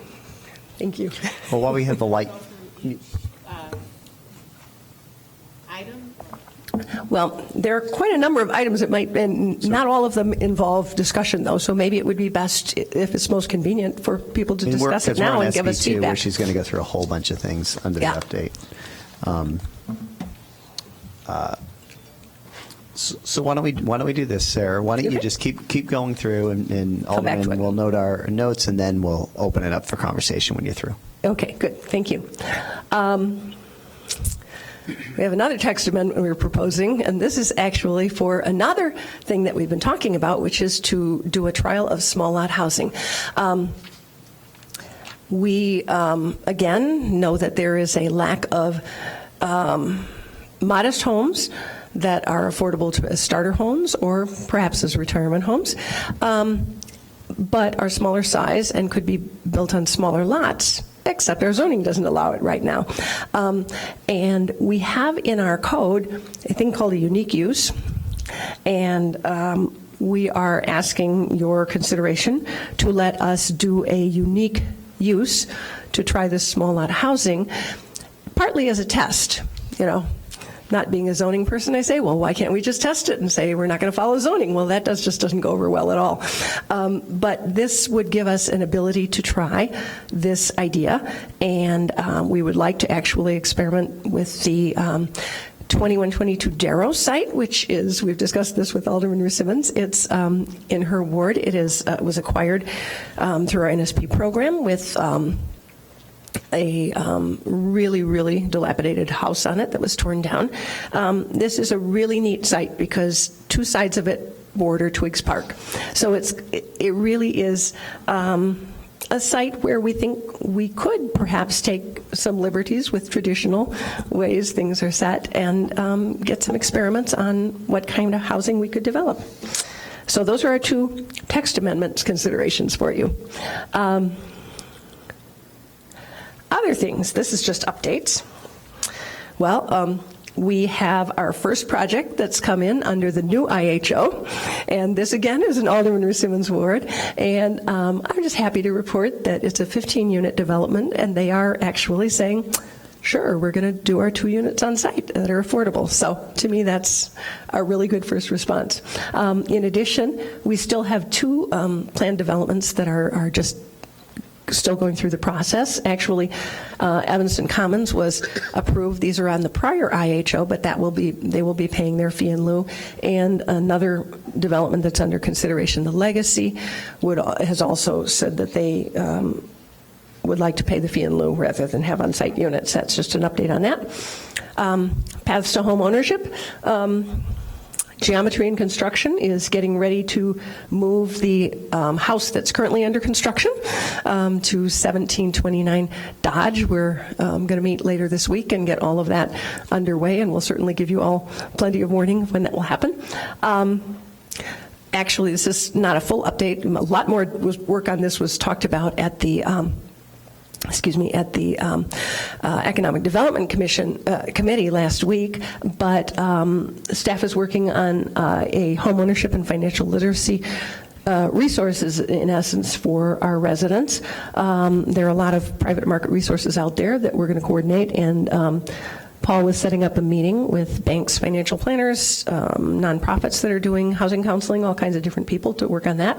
And we're also talking to the Illinois Housing Development Authority about getting their people to come out and talk about their mortgage products and home ownership.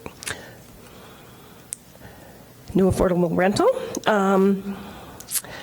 We have the application for low-income housing tax credits by CJE Evergreen, and we expect to hear from IDA on that in the month of May. That's very exciting. If we get the funding that has been requested for that, that will generate 60 affordable units down on Howard Street for seniors. Community Partners for Affordable Housing has been busy managing the wait list and working on the wait list. And I just wanted to give you a perspective on how many people are on the wait list and the activity. There are actually 264 households on the wait list right now. And they're going through their annual update. So once a year, everybody on the wait list gets a mailing and an emailing, if they have an email too, and they are asked to update their information. This is one of the ways you keep your list current.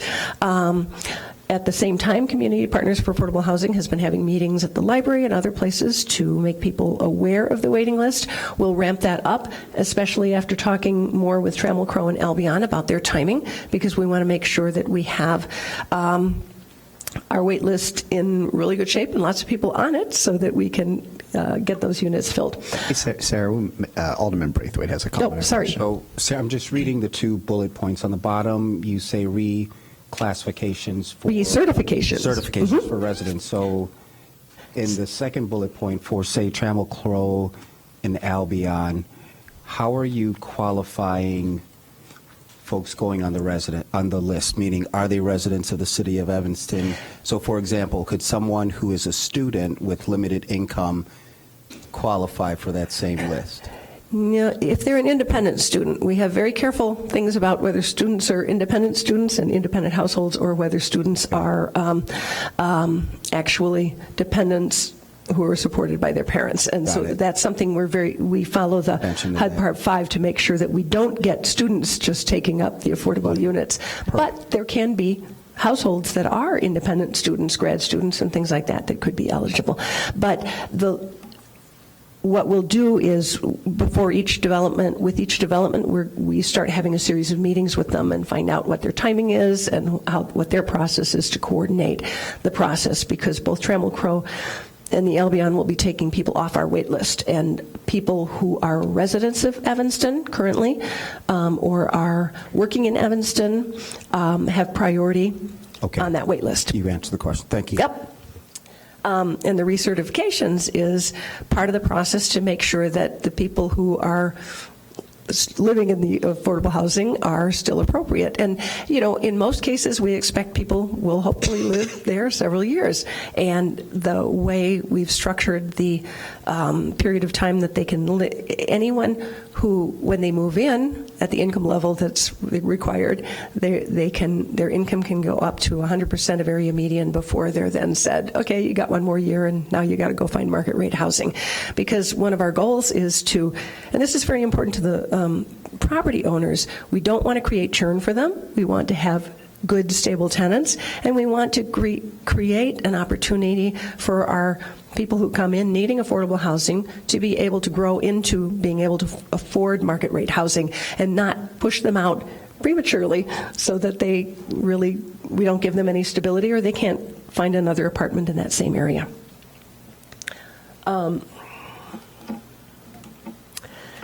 Landlord Rehabilitation Assistance Program. This one was approved last year by council, and we've had a little bit of difficulty getting it off the ground. So we are asking if we can just reduce the scale. It was originally to be a $200,000 test. So we're looking at maybe $150,000 and 3 projects. One of the challenges is we were to split the payments as the work is being done. And I can figure out a way to make sure that we get that the work is done before we pay anybody out. We can have one of our building inspectors come and look at the work against the partial lien waiver, just as we did during the NSP. The challenge is, in most cases where you have multiple sources, you use an escrow account, because that's the only way you can really be assured that when the bills come due, that all parties who are going to be paying actually have the money and it's there and it's put in. And we don't want to do that on these small-scale projects. So we're basically saying, we'll do a test, we want to keep it under control, but see if we can make it work that way, so that we can give the council the feedback that you wanted on this program versus the program that already exists, the CDBG Housing Rehab Program. Hey, Sarah, we have a question or comment. Alderman Ruth Simmons. Thank you. So reducing it to the 150, that would be for what purpose instead of the 200? I mean, I understand there are some barriers, but this is exactly the type of support that we should be providing. Most of our affordable housing is naturally occurring affordable housing, and this speaks to some of the comments from the residents today in supporting the moderate income and independent landlord that is helping us provide affordable housing. So have we worked at this hard enough before we decide to reduce that budget? I actually don't know that the budget itself is the biggest thing we need to test. One of the other things that I've been hearing in discussions with some of the local landlords is, if I had 50% of the money, I would already be doing my project in stages. Right. And another is some concern with restrictions being at 60% of area median. So really, I think the thing we need to do is get it in market, present both this and the CDBG Housing Rehab to give people the option, their alternatives, and really get your feedback. And I think that's what I'm saying. I think we have the feedback already that those that need this product don't have the match. And what other options do we have to work around that? I mean, I know we were creative with the facade grant recently. Do we have any other options? Sure. I mean, the CDBG Housing Rehab Program still exists, and that is in most cases, it's a deferred loan. They don't have to pay it off until the property is transferred or something like that. And in fact, the CDBG Housing Rehab Program has less restrictive rents as well. And so I think we really just need to present both and see how people respond and be able to then come back and say if there need to be additional modifications. Yep, I think that we should be working harder to work with the independent landlords because they are our partners in this more so than anyone else. They really are extending themselves, and oftentimes it's a burden for them to help supply the affordable housing. So I understand that the loan is generous, but it is a lien against the property, and these property owners are concerned about what that means. I mean, I understand that it doesn't have to be reconciled until a title is transferred, but still the homeowners are concerned about having that lien. So I don't know where we're at in this and how we can discuss this further. But it's very important that we come up with options for the landlords, the independent landlords specifically. And Alderman Ruth Simmons, members of the council, I think one of the things we're looking for the council then to direct us is it appropriate that this is just a grant period? I think what we're trying to do is trying to be more consistent with other programs so that it's either a forgivable loan or in this instance that we can leverage the dollars so there's more improvements made. But I think that's the fundamental question. If the council's comfortable with a grant that has no strings, then 3 property owners will get $50,000. If not, we're just trying to make sure that we leverage that. So we're looking for direction. If the council's not comfortable with the loan repayment, not comfortable with a match, we can come back with a grant. But again, our concern is that we'll be impacting fewer units that way and not being able to make the impacts which we understood the council was looking at for more than what would be 3 property owner. And so this, just one second, this program was designed based on the original facade program with the 50-50 match, and it is a forgivable loan, so it'll be recorded, but only for the period of the loan, obviously, then, the period of affordability, and then it'll be forgiven and released. So the way I envision this, based on the feedback that we have to date, is that there would be a income qualification both for the landlord and then also for the tenant. And that way we're certain that we are helping moderate income and lower landlords to supply affordable housing. It's also preserving usually their own housing, because many of these are owner occupied. And that is a way for us to kind of help them stay in their place. It's going to help seniors age in place.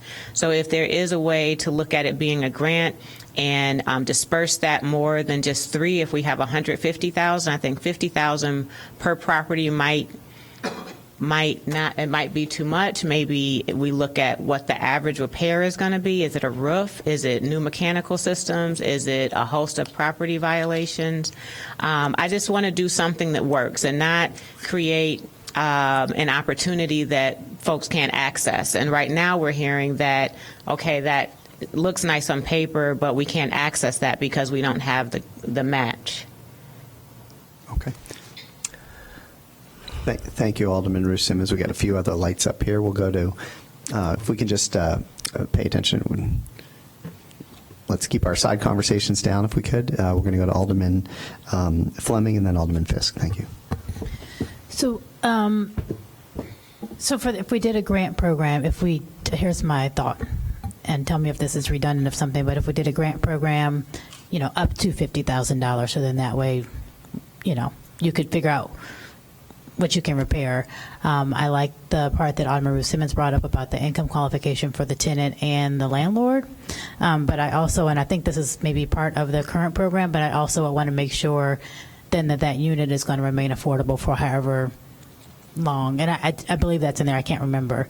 But yeah, I think we're trying to get a certain place that we can't quite get yet.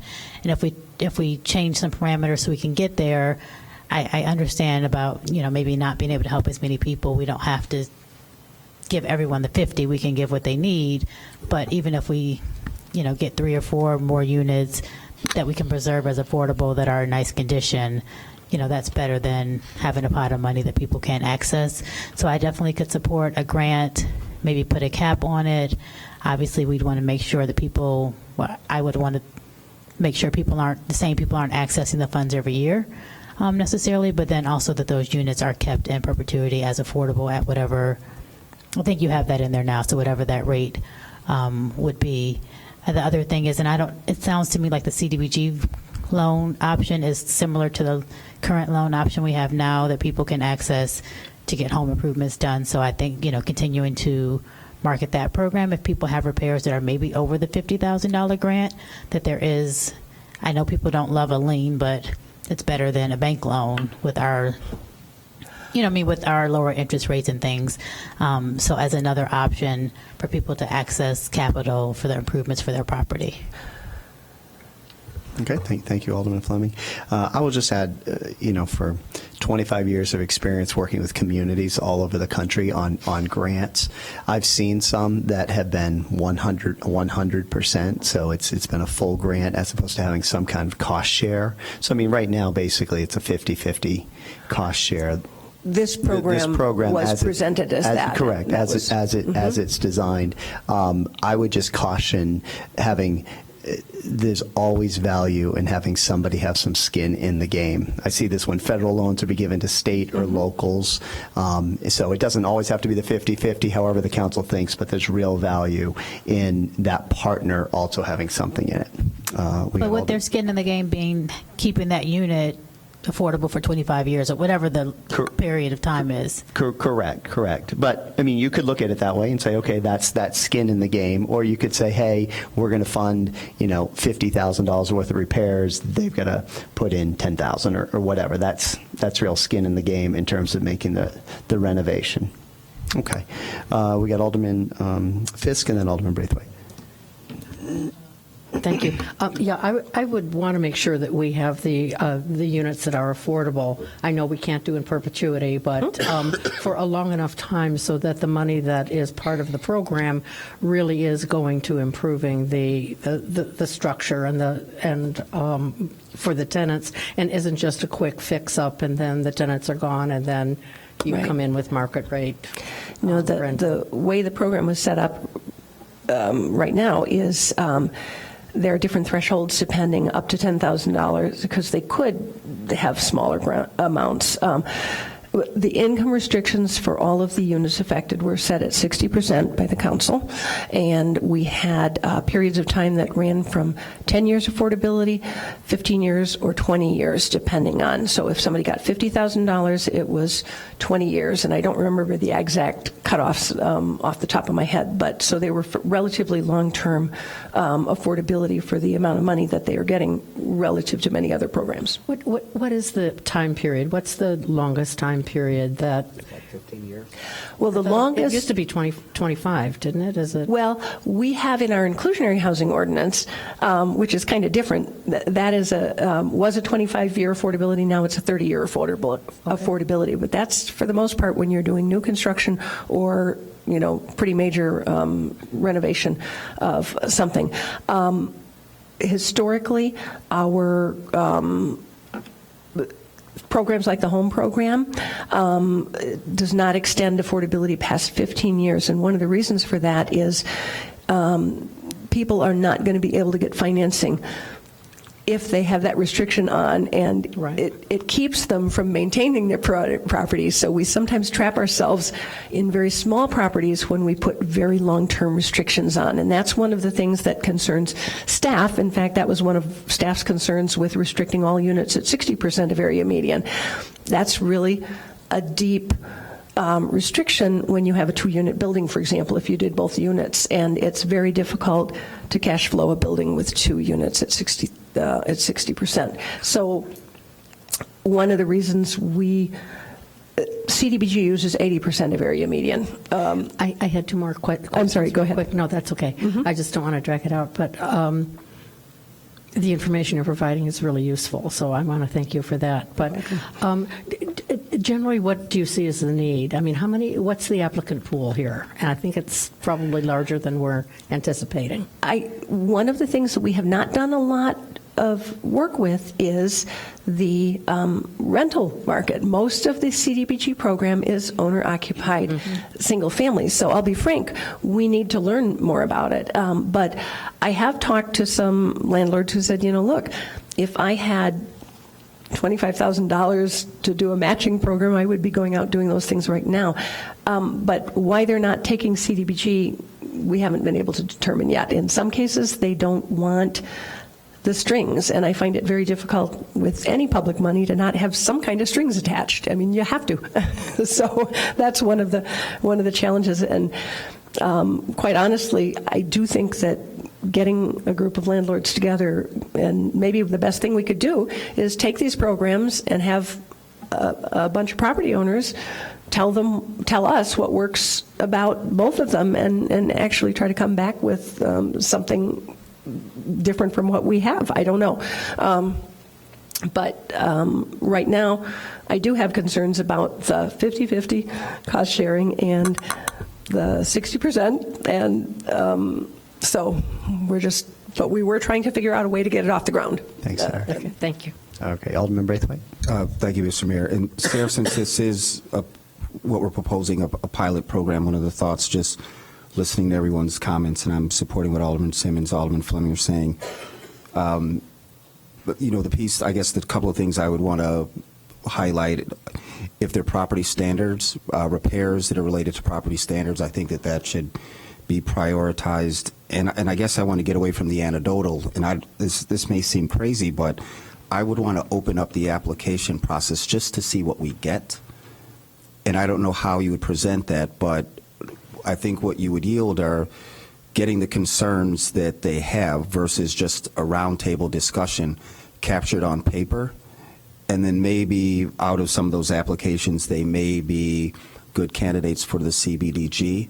But I'm just curious to know, like, what's out there and what are people looking to repair in addition to the comments that we've heard, continuously, like the ones that we heard tonight. And then the other condition that I would like to put on it is that they're responsible for getting those 3 quotes with an emphasis on Evanston-based contractors.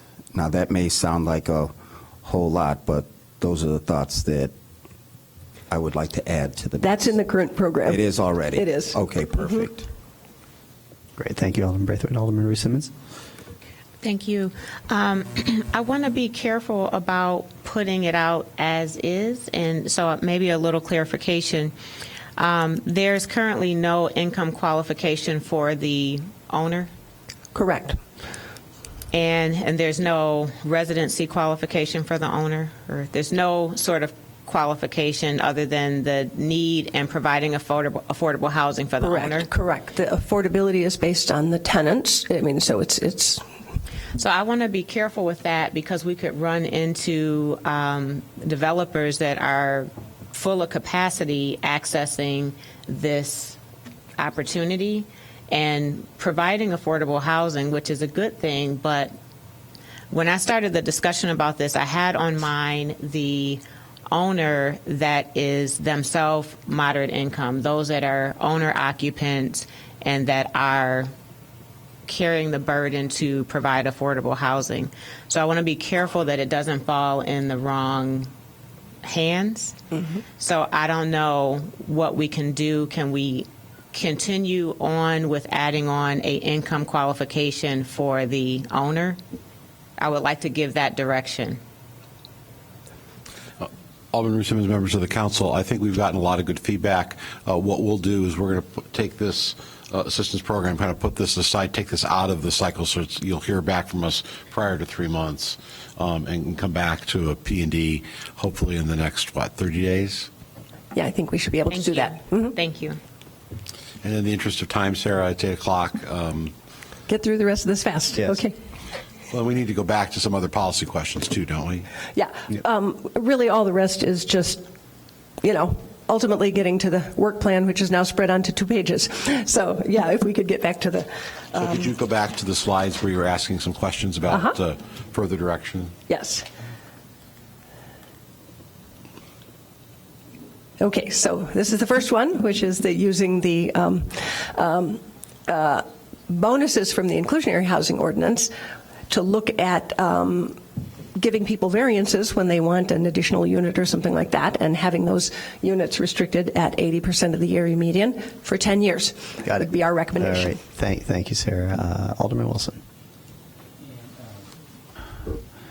So I'm just trying to think of a scenario. I would want to limit that to major variations. So if there is something tiny like a move of a fence 1 inch absolutely. or something. Yeah, no, it is for when they're asking for something that would go to ZBA as a major variation. Okay, absolutely. All right, so it's only ZBA approved. Okay, all right.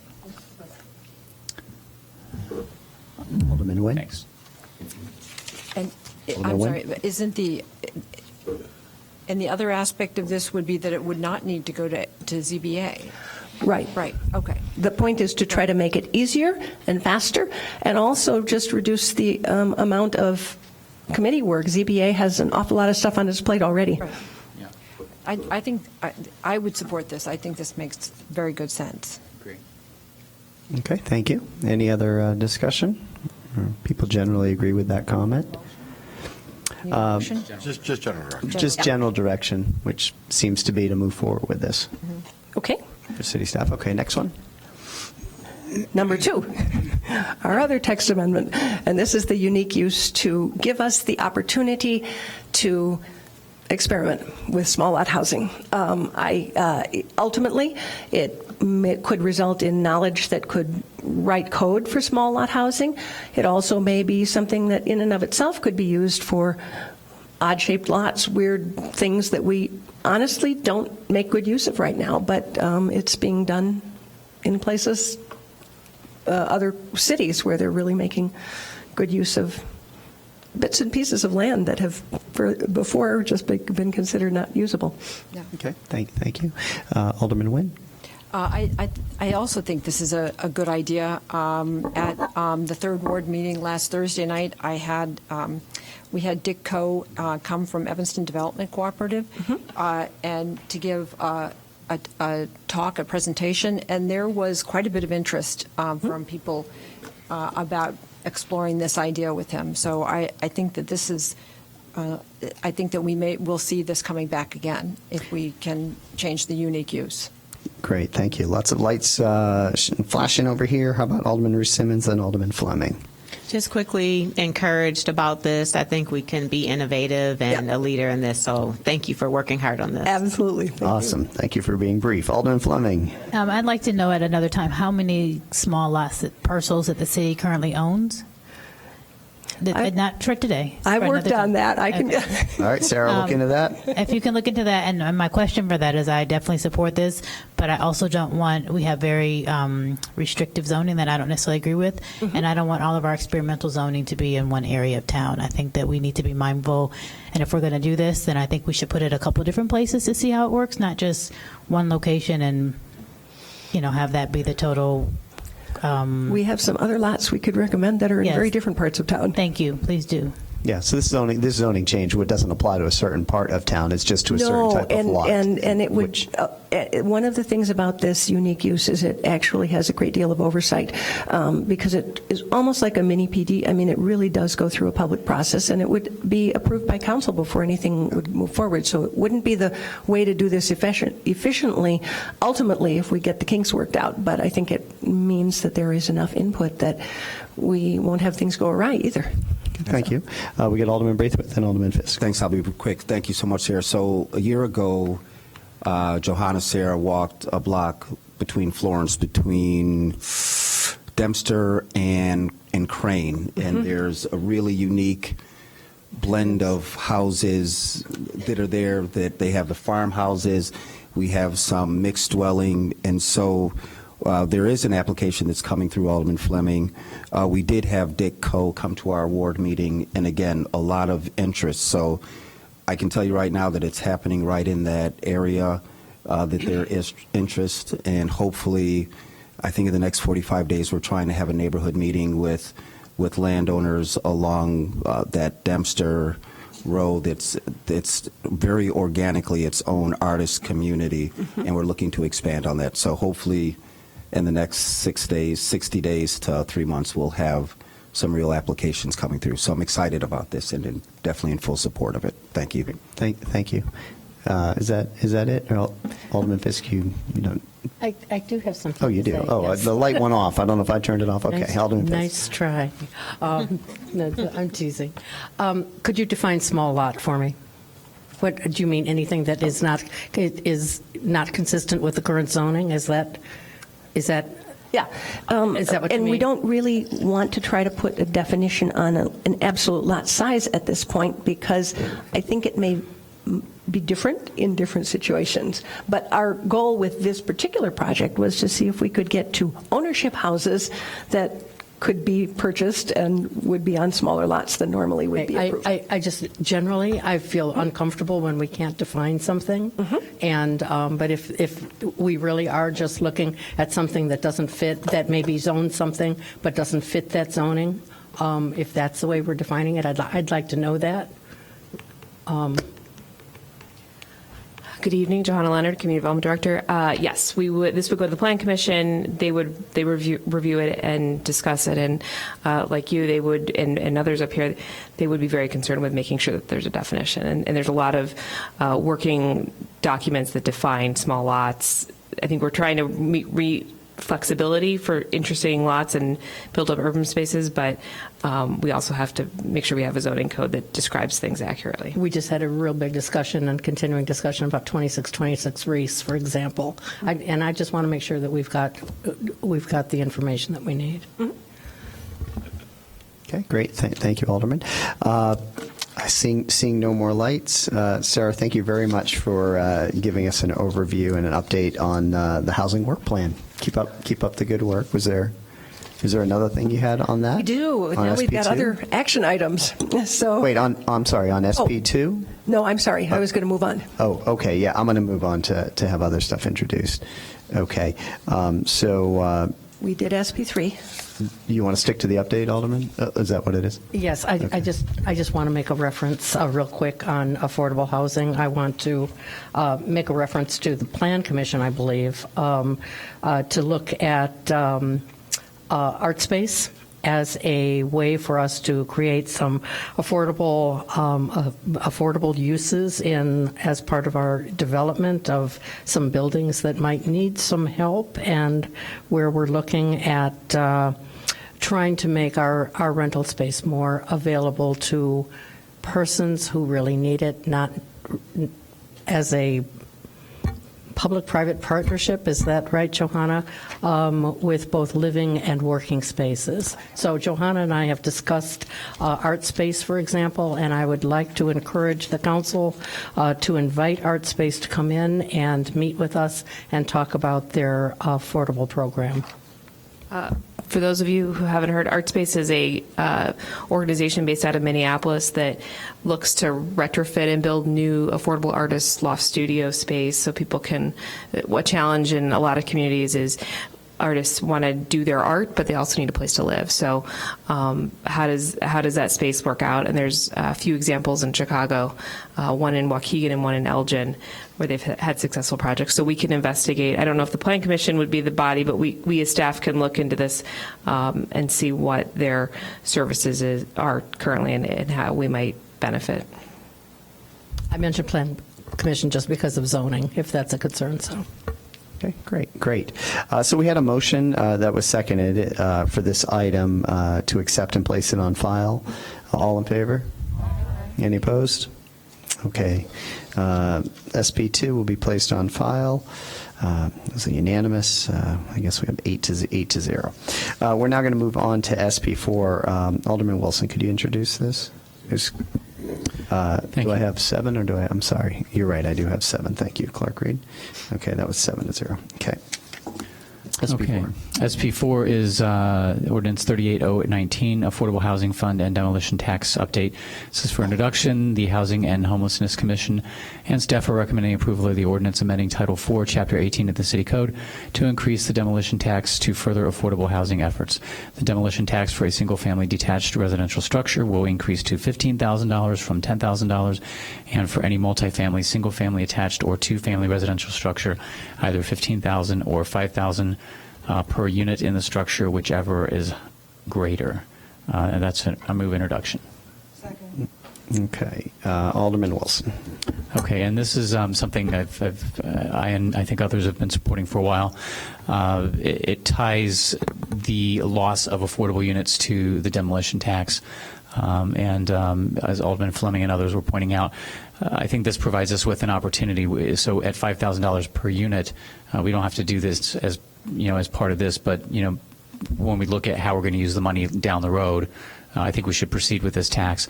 But that does provide us with a pool of money to potentially work with tenants who are being displaced. So I do want to introduce this, move forward, but we can look at that, the distribution of the funds as we're getting into those other issues as well. Does the current ordinance place a fee on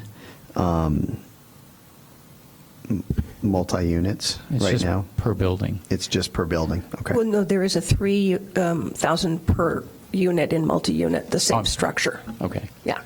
Okay. So if I have 10 units, I'm paying $30,000 to demolish that. Right. Okay. But if you had 2 units and you were demolishing 2 units, you'd still pay the I just paid the $10,000. Yeah. Okay. Thank you for that clarity. But now it's going to go up $2,000 per unit. Right. Right, for multifamily. And okay, terrific. And just so I guess I will ask this question, we're all clear. The money that's generated from that, how is that used right now? It goes into the Affordable Housing Fund, and which use of funds is approved by council. Correct. Okay, thank you.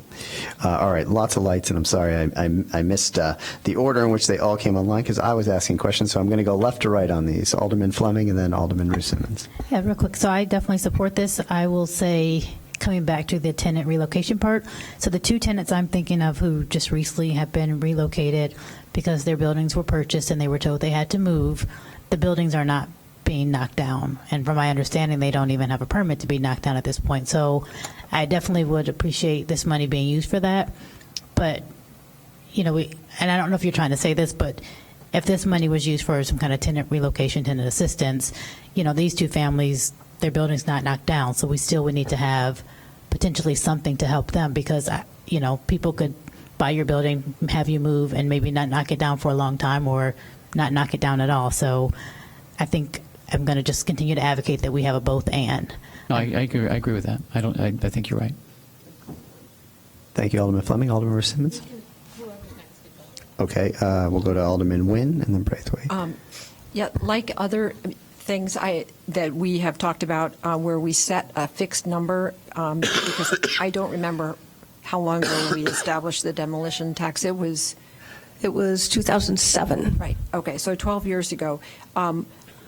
Instead of having to return to this, can we come up with some way of indexing it so it increases on a regular step basis, that we determine, that what the staff determines is appropriate? Well, we did index the fee in lieu to the consumer price index, so we could certainly look at doing that. Determine something so that we don't wait another 12 years. I mean, obviously, we had the Great Recession, but that we don't wait another 12 years to raise it, but that this continues to increase in regular increments that are predictable, that is acceptable to the council. Okay. So, Mr. Mayor, members of the council, Alderman Nguyen, we can take that as general direction and come back with some alternatives for second reading. Is that sufficient? Right. I don't have a number, but I'm just saying that I think that this is something that obviously we want to keep revisiting and keep adjusting because the $10,000 seemed appropriate in 2007.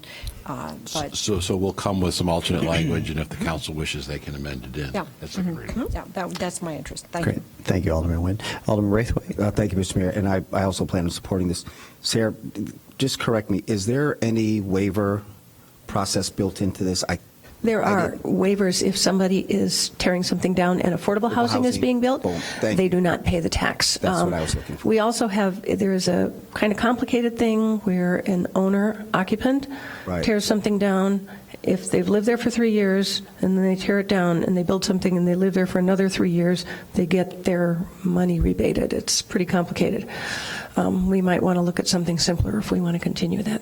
And then this is just a slight pivot, but I have a couple of situations where I have some really just horrible garages that the current residents cannot afford to pay. But my understanding is there's also a fee if they have to demolish the garage. That's not a tax. There's a demolition fee for any building, and that's because of in some cases, it's related to Cook County's demolition requirements, I believe. I'm not super knowledgeable, but it's and there's a building permit for demolition, but that's totally separate from the demolition tax. The demolition tax does not apply on. I can follow up with you offline, those. but I'm interested in talking about that. Thank you, Sarah. Great. Thank you, Alderman Braithwaite. Alderman Ruth Simmons? Just thinking through this, when this was initially discussed, was it ever considered instead of like per unit by zoning or property value? And just thinking because of zoning, the multifamilies that will be more likely to be demolished are going to be in the lower income neighborhoods. So just thinking if that was ever considered, was that ever part of the discussion when we came up with this? Not to my knowledge. Basically, what the Commission has recommended is a change to the existing dollar structure. They haven't recommended any other structural changes. Mm-hmm. We did look at trying to tie the payment to what they're building in place. So, in other words, if they were building a huge expensive thing, they'd have to pay even more. The problem we ran into is trying to actually figure out how to implement it. When it's implemented, if somebody tears something down, then we wouldn't get anything till it's built again. And And it also is very difficult to put things on valuations, because then to actually make it fair or have some basis, you end up getting appraisals. And the cost and the process to implement it begins to outweigh the benefits unless you really raise the fee a whole lot more. And that was pretty much the discussion at the Housing and Homelessness Commission. They did give it a significant amount of discussion, as Alderman Ravel can attest to. So one of the problems is sometimes it just gets too complicated and we can't implement it. This is for just introduction right now? This is for introduction. All right, thank you. Thank you, Sarah. Seeing no more lights, City Clerk, could you take the roll, please? This is on SP4, Ordinance 38-0-19, amending Title 4, Chapter 18, Demolition Tax for introduction. Alderman Braithwaite. He's saying aye. Saying aye. Alderman Nguyen. Alderman Wilson. Alderman Ruth Simmons. Aye. Alderman Ravel. And Alderman Fleming. She had to step out. So, yes. Oh, and Alderman Fisk. Okay, was that an aye? Okay. All right. So, Ordinance 38-0-19 passes for introduction with a 6-0 vote. Alderman Fleming was out of the room. So, all right, we're going to move now to SP5. Alderman Ruth Simmons, is this in your ward? Yes, sir, it is. Could you introduce this? Thank you, Mr. Mayor. Staff recommends City Council approval of Resolution 36R19, authorizing the city manager to execute a deed in lieu of foreclosure agreement for the acquisition of a vacant lot located at 1805 Church Street in Evanston. This property at the corner of Church Street and Darrow Avenue has been identified as a development site for affordable or mixed income housing. It is adjacent to two parcels we currently own at 1708 and 1710 Darrow Avenue. This is for action. Is there a second? Okay. And it's open for conversation. Alderman Ravel. I was just wondering about the Phase 1 environmental assessment. Was that, there's a reference to it in this document? There was environmental remediation done. The tanks were taken out, the below-ground leaking gasoline tanks, and the site has been remediated, and we have a no further remediation letter from the Illinois EPA. Okay, that no further remediation is needed. Not the only time you run into, as with any kind of site that has contamination, there's certain capping of certain things, and so if you want to do if you remove the cap or need to make a change to that, you still have to put a barrier down. So if somebody were to dig, if they're just putting down foundation, pillars, as my understanding is, it would not require additional work. But if somebody, I'm not saying this is going to happen, if somebody wanted to build down and build a basement or something like that, then they would have to dig out material, put another barrier in. When Emerson Square was built, and that was on a contaminated site, there are engineered barriers under some of those things, and they're quite deep. So all of those things have to be looked at as part of the development. Mm-hmm. But so if the eventual developer of some kind of project for the site wanted to put in a basement, then it would be up to the developer to bear the cost of doing all and that. they would have to make sure that it met with ILEPA would have to look back at it. Okay, so we're in the clear. Yes, for ourselves to take possession. Okay. Yes. Okay. Thank you, Alderman Ruth Simmons. Thank you, Alderman Ravel, for that question, and Ms. Flax for responding. Again, excited about this property acquisition and a future development there, and a long time vacant lot that certainly should have a vibrant use. So I'm hoping that we can all be in support of this. Great. Thank you, Alderman. Okay, seeing no more lights, this was moved for action and second, and this is SP5 Resolution 36-R-19, deed in lieu of foreclosure of 1805 Church Street. City Clerk, could you take the roll? Alderman Braithwaite. Alderman Nguyen. Alderman Wilson. Alderman Ruth Simmons. Aye. Alderman Ravel. Alderman Fleming. Aye. Alderman Fisk. All right, this passes the Evanston City Council on a vote of 7-0, and that's Resolution 36-R-19. We're now going to move to SP 6. Is this also in your ward, Alderman Russo? Yes, sir. Would you like to introduce this one, too? Thank you, Mr. Mayor. SP6, staff recommends adoption of ordinance 36019, authorizing the city manager to negotiate the sale of city-owned property at 1824 Emerson Street to Evanston Township High School in conformance with the terms of the intergovernmental agreement between the city and ETHS for a geometry and construction class for introduction. Is there a second? Okay, any discussion? Okay, seeing none, City Clerk, could you please take the roll on SP 6, Ordinance 36-0-19? Alderman Braithwaite. Alderman Nguyen. Alderman Wilson. Alderman Ruth Simmons. Aye. Alderman Ravel. Alderman Fleming. Aye. Alderman Fisk. All right, Ordinance 36-0-19 passes the Evanston City Council on a 7-0 vote. Okay, we're now going to move to a different topic. So thank you, everybody. And Mr. Mayor, before we move on to the next topic, first I want to say thank you, Sarah, and all the folks from the community development staff. A lot of information to cover in one evening and one sitting. So thank you for that. And for the members of the council, conveniently, we have another fifth Monday in the month of July.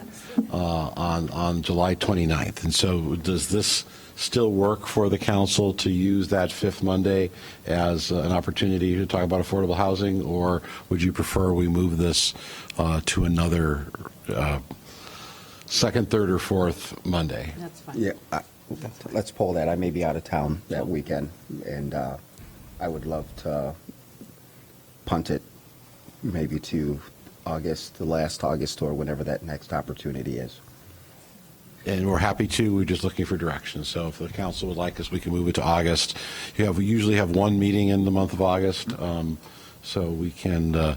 We'll do our best to consolidate it there in the month of August. That'd be great. Thank you. Thank you. Okay. Thank you, sir. We decided the city manager is going to look at the calendar and see if there's a late August date where he could put that meeting, just to give people a break during the summer here on the council, and all the people that are working hard as well on affordable housing that may want to take a little time off. All right, so thank you everybody for all the hard work on that. We're now going to move to a different topic, which lots of people spoke about as well during public comment today, and I know lots of the aldermen have been hearing about, and that is regarding parking in Evanston and the changes that are going on and the modifications that we're making. So welcome Ms. Storley to discuss this. Can I get a motion for SP7 parking updates? Second. All right, welcome. Thank you. Good evening, Mr. Mayor, members of council, city clerk, and city manager. I'm Erica Storley, the assistant city manager. I'm going to go through a few updates that we've been compiling for this meeting. As you know, we've made many changes in the parking system since the beginning of the year, and those changes have resulted in some very good feedback from the community. The parking division is striving to be adaptable and amenable to new ideas, so some of these changes that we're proposing are directly in response to the feedback we've gained from the residents and the business owners. So just a quick overview of what we're going to cover tonight. Longer-term parking options in business areas and outside of the downtown core. Looking at options for eliminating the convenience fee on the Park Evanston app. What we call a lockout period, or the ability to repark in the same spot later on in a given day. And then street sweeping changes. So I think this is a pretty exciting change. A lot of people have been talking about this over the last couple of years. Parking and Transportation Committee has discussed it on several occasions, but generally times have changed. People are doing experience businesses, having dinner and movie. 2 hours is just not simply long enough to accomplish what people want to accomplish, especially in the different business areas where there isn't a long-term parking garage option. So what we've compiled tonight in the next item on the agenda is a bunch of changes related to where we're going to allow for extended parking, both in the outer lying areas of downtown and then in the business districts outside of the downtown. So I'm not going to go through this in great detail. These are the highlights. City-owned surface parking, or city-operated surface parking lots are going to be 4 hours. So library parking lot next to Smiley Brothers, parking lot on Central Street, just west of the McCormick Boulevard. I think that's going to be a really great amenity for people going to these business areas. At the end of the slideshow, I have detailed maps on each one of these changes. So if you have specific questions, I can go through those later on, or you can just refer to them off of the website for more information.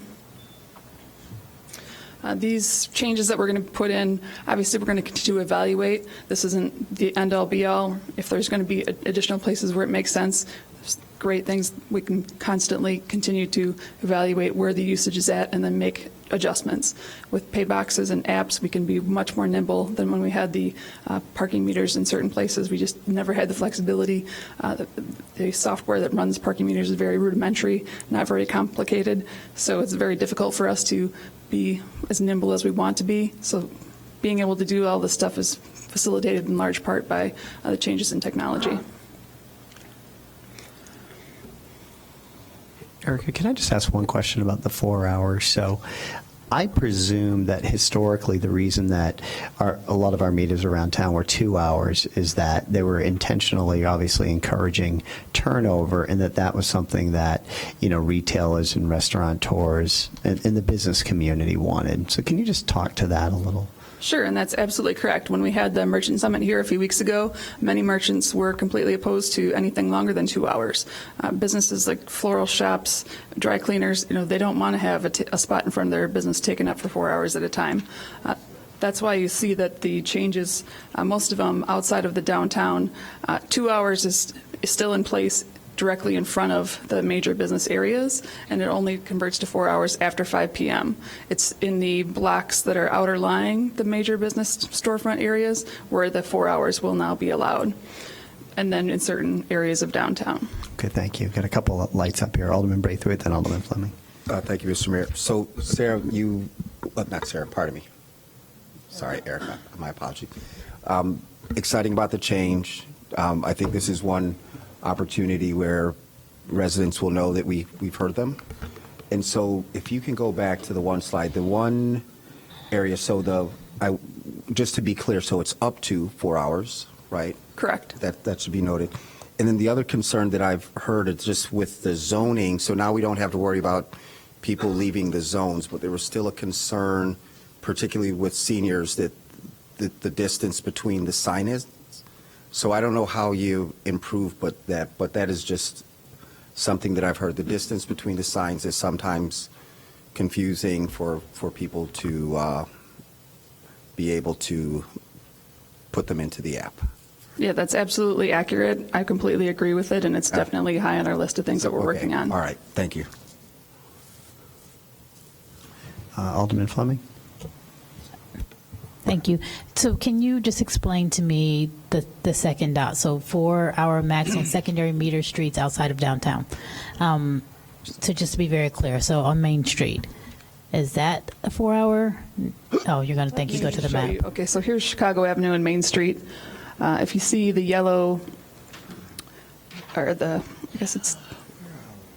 so yellow is going to be a 4 hour limit, and then the ones that are in blue are changing to 4 hours after 5 p.m., but they will remain 2 hours during the business day. And what does the orange mean? The orange is the city-operated parking lot that will be 4 hours all day. And so at night, we talked about after, so 4 hours is the max regardless. So if you're going downtown Evanston, I know if you're parking on the lot, you have more time. But if you're downtown Evanston, you have 4 hours for your dinner and a movie if you park on the street, even after 5. Right. Certain areas of downtown will have 4 hours after 5 p.m., but not all areas in downtown. Okay, so I think, and again, I mentioned this in parking and transportation, I kind of wing it on my parking. Because it's a little confusing, right? So I go to one business district and I think for me the easiest thing to read is the 20-minute meter because it's green. But other than that, I don't know until I put in my parking app what I can do. And so I don't know, and I know we have a lot of signs already on the street, and some are very hard to read depending on your vision. But I would hope, my concern, I guess, is with the zones, because I don't really understand them. I mean, they kind of remind me of our zones for buildings. They're very, I go to one business district, it's one way, I go downtown, it's another way. Maybe we are not there yet, but in my mind, it would just be much easier if we said business districts are this. And, I mean, obviously, parking garage is different. But street is this in a business district, street is this in a residential. I mean, I keep continuing to go back to, we had the opportunity to do a full city parking study, and we missed that. And I think we tried to do something that was more convenient with the parking app, but it seems to have caused more confusion. And if I'm being honest, I just hope that these maps, or we have some kind of way to explain this in a way that is very clear to people. I mean, very clear for our business owners, very clear for our customers. I don't know that people always talk about Wilmette's free. I don't know if people are running to Wilmette to shop, but I do think that it is frustrating to know maybe, okay, in downtown, this is what I do, and then you happenstance on the main Dempster Mile, and you make the assumption it's the same rules because it's a business district. So I just really hope that we are very clear in our signage, and maybe do look at giving those warning tickets as we transition our signs and transition our app and stuff, so that we are not causing more confusion and trying to meet the needs of the residents. I absolutely agree. I think the signage is going to be key. I think there's a fine line between too much signage and just the right amount. I think you'll see a good balance of that once we implement these changes, sort of marketing the fact that this longer parking option is now available. And also with both the app and the pay box, it won't let you pay to park more than what you're allowed to. So if you come up to a space and you're only allowed 2 hours, it will only let you pay for 2 hours. So that's how another way to reinforce what the restriction is on that block. Right, but you don't know that till you find a space, right? So I'm circling, I find my space, I think, all right, it's a new 4-hour rule. I go to the app and I realize it's a 2-hour space. And then if we have I know we're going to get rid of the lockouts, but I don't know how we get past that, because you don't know what the parking is until you find the parking space. Right. I hope we can do it with better signage, but we'll be open to feedback as we move forward. Okay. In regards to warnings, do we give any warnings as sort of a practice? And with technology these days, are our enforcement officers, if we do give warnings, able to quickly say, "Oh, Steve Haggerty got a warning before, so I'm giving him a ticket this time"? So it is coming up later in my presentation, but in the month of March, we issued 3,400 warning citations for street cleaning. Okay. Streets. We did not do too much other enforcement during the month of March because we were busy issuing all of those tickets, those warning tickets. So we do give warning tickets. It's a little bit more difficult and time-consuming to go to every car on the street and look up whether or not that car has had a previous citation. So it does take more time. But certainly it has come up in the past, and it is a practice. Okay, thank you. And I would want to remind the council that we sent to every resident and business in Evanston on March 1st a document that detailed the changes. So I think, as Ms. Storley said, there has to be a balance, and we don't want people to feel that this is punitive, but we would much prefer that the City Council tell us what you believe the community standards are for what the laws should be, what the zone should be, and then allow us to enforce them. Thank you. Alderman Wilson, did you have something? Your light was on before, but all right, we'll go to Alderman Nguyen, then Alderman Fisk. Yes. So, and perhaps you're going to get to this, Erica, but what we heard over and over again at transportation and parking, and that I've heard from the merchants over and over again, is the zones that were on the city books for a long time, but we didn't have the technology now, which we now have, which enforces the zones. And what we heard a lot was we have to figure out how to eliminate the zones, because that's the thing that people find very, very confusing, and the merchants find difficult. We do have areas where people will visit Main Street in the morning for breakfast at Lucky Platter, and then might come back in the evening to park, or at 5 o'clock to park for dinner, and they're locked out. They're not allowed to park again. So, and I know that at transportation and parking, this was a significant issue, and it's incredibly confusing. People have, I know there's a zone number on these things, but I'm unaware of where the zone ends and the next one begins. I mean, now that it's been explained to me, I now understand, but that's way too much for the average Evanstonian parker to absorb. And especially for people who are coming to our destination retail or restaurants I'll just speak for Maine Dempster Mile, where we have people coming from, not from Evanston, who are coming for maybe one visit every 6 months to Dave's Rock Shop or one of the other businesses, and they're completely flummoxed by this new parking system. So are we going to eliminate the zones? That's my question. I'm going to get to that in just a minute. Okay, so my other question is, I see that we're opening up the parking lots and conveniently in most places for the 4 hours. I'd like just to get the information on the parking lot, lot 60 on Chicago Avenue, as to how many spaces are available in that lot, because I know a number of them are permit only, long-term, overnight, 24-hour permit. So I'd like to find out how many spaces are there. Sure, I can get that information to you. Mm-hmm. Okay, Alderman Fisk. Thanks, and Erica, I want to hear the rest of your report because you may cover this. Have we looked at possible locations, and I know they're extremely expensive, but other parking garages throughout the city where we have parking problems? How long has it been since we've actually looked at that? Do you mean how long it's been since we've reviewed how our rates compare against those? No, but places where we could install a new parking, or we could build a new parking garage. We are currently looking at some options on Central Street. That's the only place that I'm currently looking at, but certainly open to any suggestions that the council may have. Okay, I guess I have never received so many complaints as I have about the parking changes. I mean, I'm almost literally tearing their hair out. They're so upset about this. And thank you, Mr. City Manager. I was one of those people that got a reprieve from the street cleaning ticket, and I appreciate that, as everyone else on my street did as well. But this is. In some ways, we're making it more complicated. I think we just need to make it simpler. I'm almost at the point where I would even consider, and please don't laugh about this, of just eliminating the parking altogether, asking people to park in the garages. No, wait a second.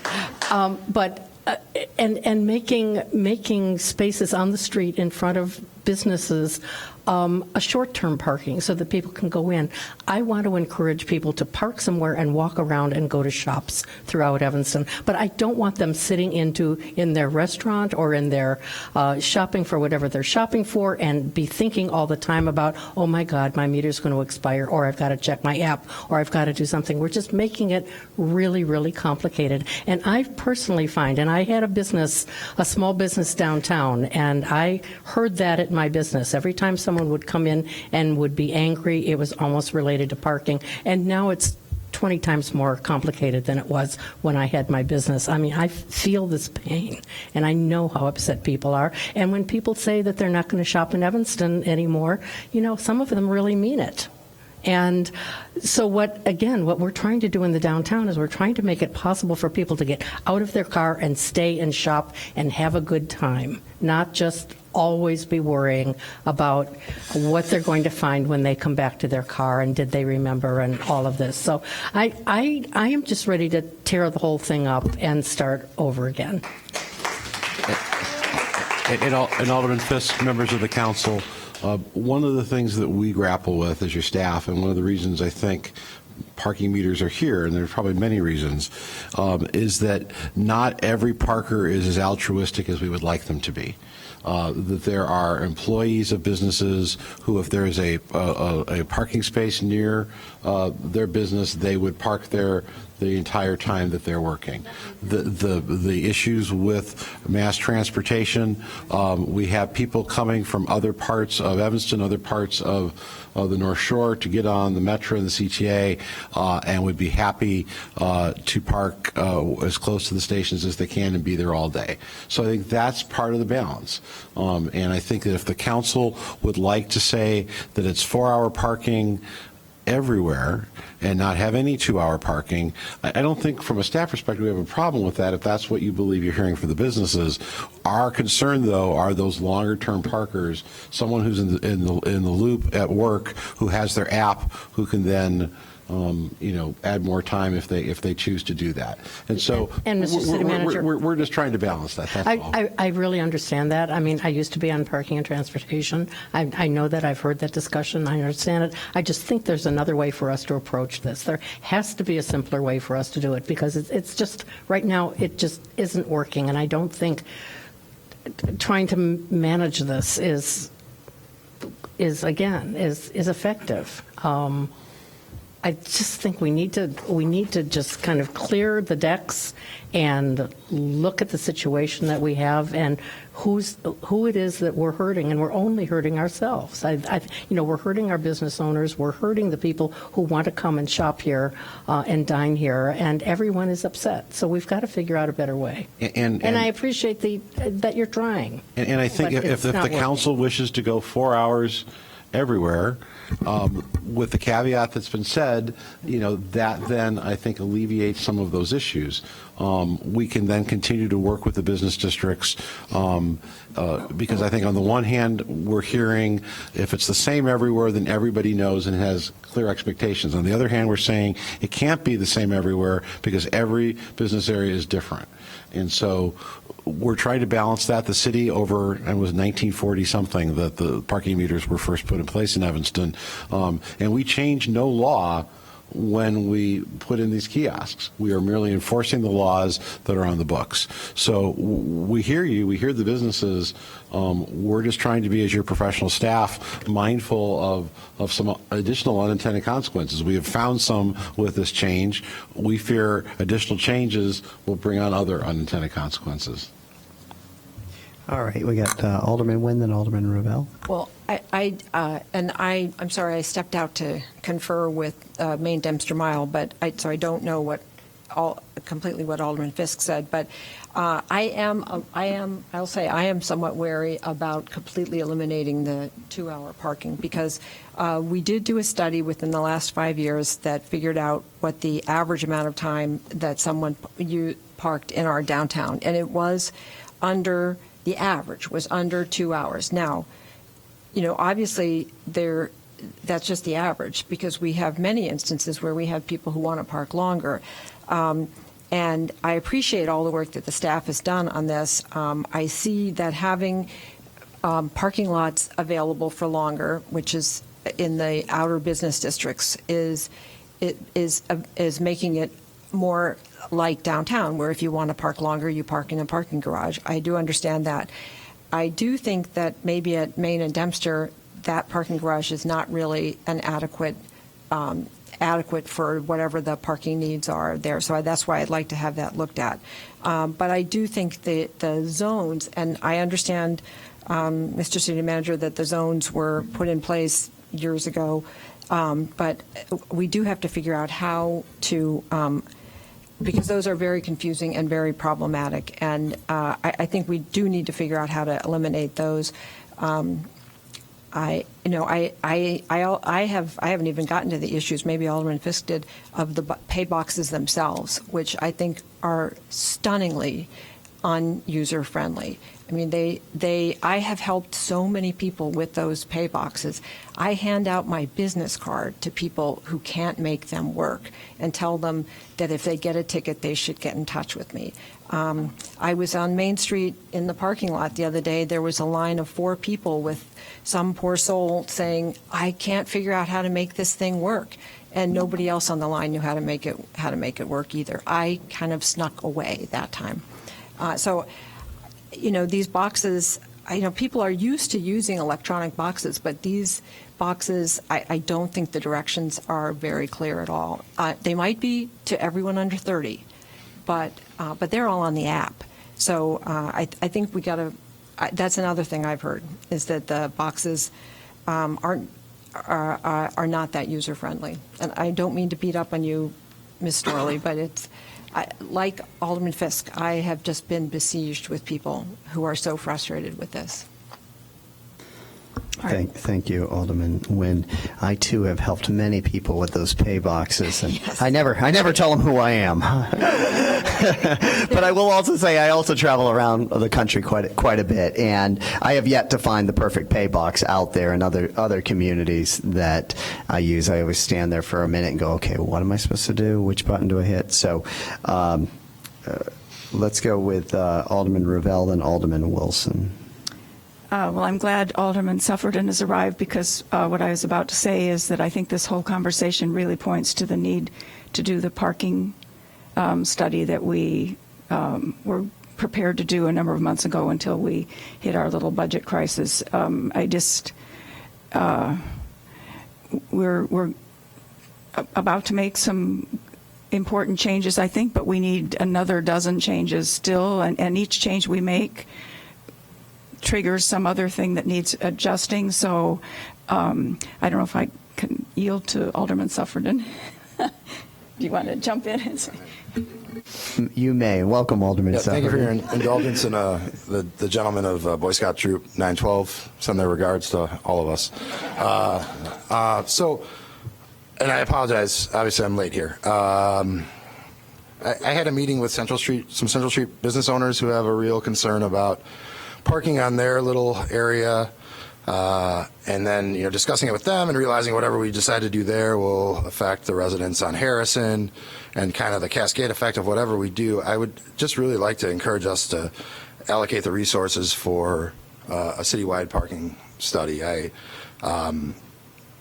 We can get the best information possible and still make bad policy, but if we don't have complete information, it's pretty much guaranteed that we're going to make bad policy. And I think the approach of a one-size-fits-all parking policy is probably not appropriate for the city of Evanston. And I don't know what the correct thing is, but I would really like us to allocate the resources and do a citywide parking survey and then sit down and try and come up with something that we could at least tell our constituents is well thought out and based on the best information possible. And thank you, Alderman Ravel, for putting me in. Yeah. So I don't know, Erica, if we have an estimate of how much such a study would cost if we were to do it citywide, and how long such a study would take. Just off the top of my head, I would imagine it would be somewhere in the $75,000 to $100,000 to do a comprehensive full city evaluation. So last year in the parking committee, we had $100,000 allocated for the study, and then it was voted down 5-2. Not that I ever keep a grudge, but I don't know if that was just what the budgeted amount was. We hadn't gone out to get like a quote for it. It's definitely something that's a priority for us, and I'm sure we'll figure out a way to make the funds available to do the study at some point in the near future. Okay, let's keep going. We've got Alderman Wilson and Alderman Ruth Simmons. Okay, super fast. Most of what I was going to talk about was already covered. I am interested in the idea of the possibility for businesses to get neighborhood, employee parking. It's for introduction. That's great because I'm going to need time to talk to, business owners and residents in my ward and get some feedback. But Alderman Suffredin's point is correct. I really think we can't do a one-size-fits-all thing. Evanston's cobbled together with, all kinds of different circumstances, facts, and development trends. So it's each little spot is unique. And we don't want to make it worse. That's the bottom line. Is we want to kind of just manage it, and so that's how I feel about it right now. Is we're kind of managing it on the interim basis till we get these things sorted out in a more cohesive fashion. So I'll take good advantage of the next week or so. Thank you, Alderman Wilson. Alderman Ruth Simmons. Thank you.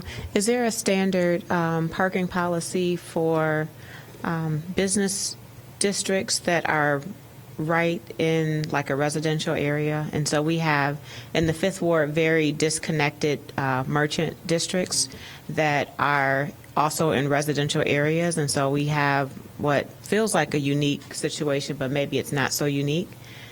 So is there a standard for that type of parking need where there is residential and then business like immediately in the same block.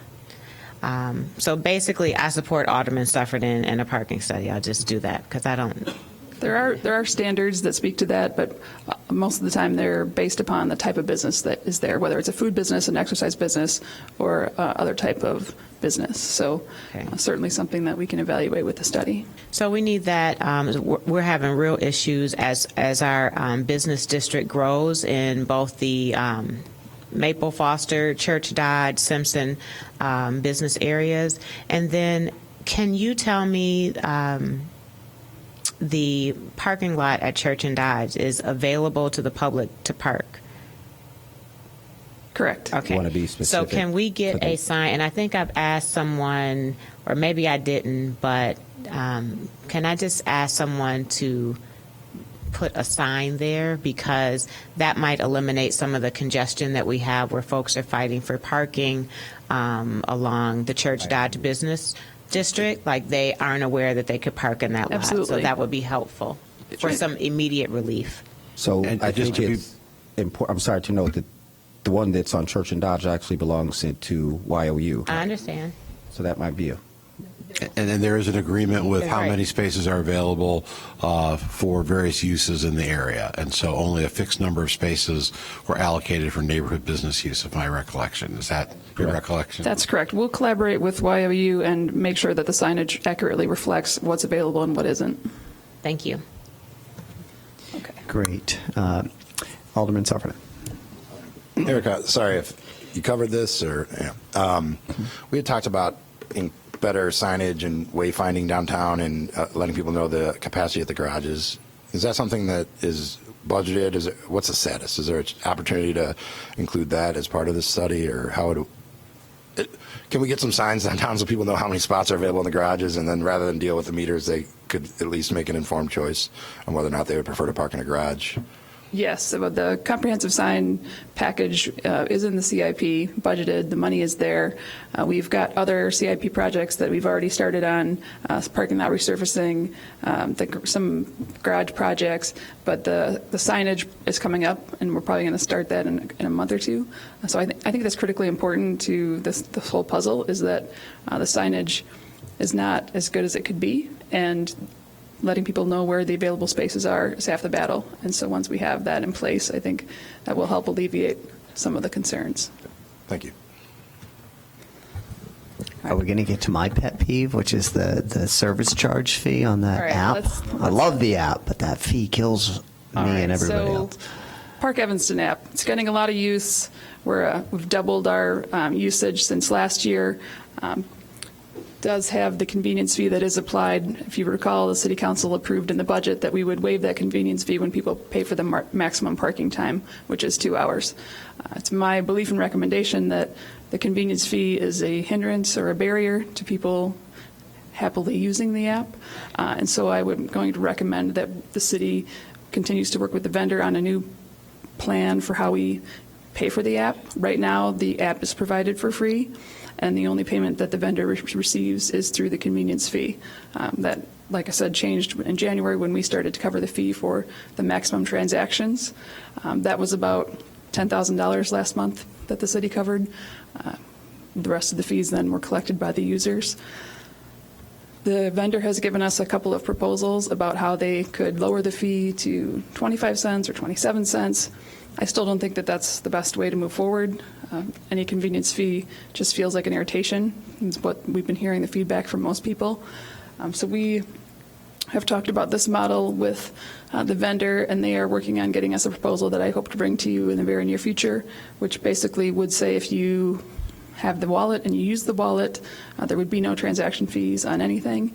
But if you use the pay-as-you-go option, which costs the city more money, you would still be charged a convenience fee. So there would be some incentive to preload the wallet with at minimum $10, and then use that going forward. So I use, I don't know how many people, you could probably tell how many people use the wallet. I use the wallet since you told me, you need to really use the wallet, and I do find it easy, but I still right now, pay the convenience fee. How much money is the vendor receiving? I mean, it's great that they're offering us this app and many thousands of people are using it. How much money are they getting out of the app each month? So I've been closely tracking this because, like I said, the usage has pretty much doubled year over year since we implemented the app 5 years ago. When we first started using the app, the vendor was getting maybe $4,000 or $5,000 a month.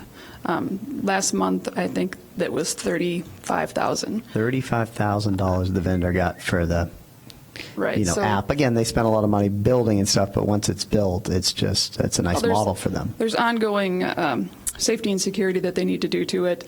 It's keeping the app up to date and things like that. There's definitely costs that the vendor will continue to incur. Plus, every time a transaction is processed, that's another cost. They need to have the bandwidth and the processing power and all of that stuff. So it's not a situation where once you build the app, then you have no more money that you're incurring as a vendor. But I don't think that at present the cost of what we would potentially be paying if we, as I'm proposing, pay for all of these transaction fees for everybody is commensurate with what we would be receiving in return. I ran the numbers. If we were to pay for all these transactions at the rate that we're at right now, it would be over $250,000 a year that we'd be paying for this app. That our residents would be paying for this app. Or the city, if the city would decide to move forward with covering those fees for the parkers. So conversations are continuing to evolve. Since we've implemented this app, there's many other competitors that now offer the same tool. So if we don't get to an agreement with our current vendor, we have the option to then go out for an RFP and look for another vendor to provide the same service, which obviously comes with great hardship, switching, getting people to download a new app, reloading a new wallet, all of that. We want to avoid that if we can, but if we can't, we have to entertain all options to get the best deal for the residents. I'd be more impressed with the app if it told us where the available parking was. They do that in Chicago, the same vendor, and they're working on it in Evanston. They have an algorithm that basically looks at what parking was paid for the previous week, same time, and then gives you a likelihood of availability for the current week. It's very interesting. It really is. The app really is an amazing convenience. If you don't use it, I got to say, I'm downtown all the time. That convenience fee kills you. And then if you want to avoid the convenience fee, you got to figure out where the box is. You got to walk to the box, figure out how to use the box, and then walk back. And then you don't have to walk back to your car, but you have to have remembered what your license plate number was. And if you don't know that, then you're back to your car to figure out what your license plate is. It's basically how it works, right? Or you go into the garage if there's a garage nearby, happens to be nearby. That's accurate. And my second career is going to be to develop parking meters that are inexpensive and available for everybody to use free of charge. All right, thanks. All right, May. We got one more, Alderman Fisk, and then we'll let you get to the lockout period. I'm sorry, Eric. I'm going to keep interrupting you. So anyway, CMAP has a brochure called Parking Strategies to Support Livable Communities. I have not read it, but it seems to be sort of on target with what we're talking about. Can we all take a look at that and in the free time that we have and see if there's something there that would inform us as to a way forward? I don't see the date, but it looks relatively recent. Certainly, we will take a look at that. All right, I'm going to talk about the lockout period for a minute. So if you're not familiar with this, the city code has said for many decades that you cannot park on the same block more than one time per day. So that means if you park on the block, you cannot return to that same block until the next day. And this was to enforce the 2-hour maximum. So in the old days, somebody would walk along, they would chalk the tire if you parked there at 10. If you came back at 12:30 and you were still there, you got a ticket because you stayed over 2 hours. That was how this was enforced. It's a little bit different now that we have the app and the pay box. Certainly, even with a 2-hour maximum, people could continue to feed a meter if they wanted to.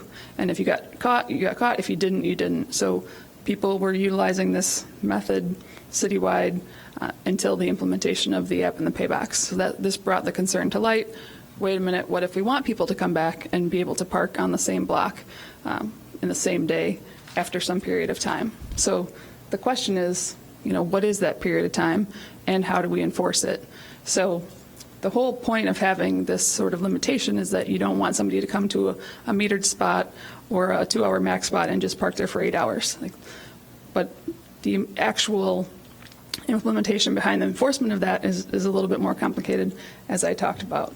So what we're looking at right now is how can we work with the vendors, both on the paybox side and the app side, to make it easier for the enforcement officer to determine if that person parked there at 10 o'clock and then left and then came back and then paid again to park there at 3 o'clock in the afternoon versus they had been there all day long. So we want to continue to encourage that that turnover, make sure that the 2-hour policy is enforced and available, but also make it easier for people to return to the spot. So right now, we have a couple of weeks ago, after the feedback that this was not something that people were amenable to, we did switch that lockout period. It was set at 5 hours to 30 minutes. So you can come park at a spot, leave, come back, and park within another 30 minutes. But after 30 minutes, correct. So in Chicago, if you're familiar, when ABC did their story, they told us this, they've confirmed it. Even though the street says 2 hours, you can continue to pay that meter all day long, or with the app, you can continue to extend your time for 6, 8 hours. It doesn't matter. It won't lock you out at any point in time or require you to move. I think the pay boxes are set up differently, but the app doesn't require that you have that lockout period at all. So all things we can consider.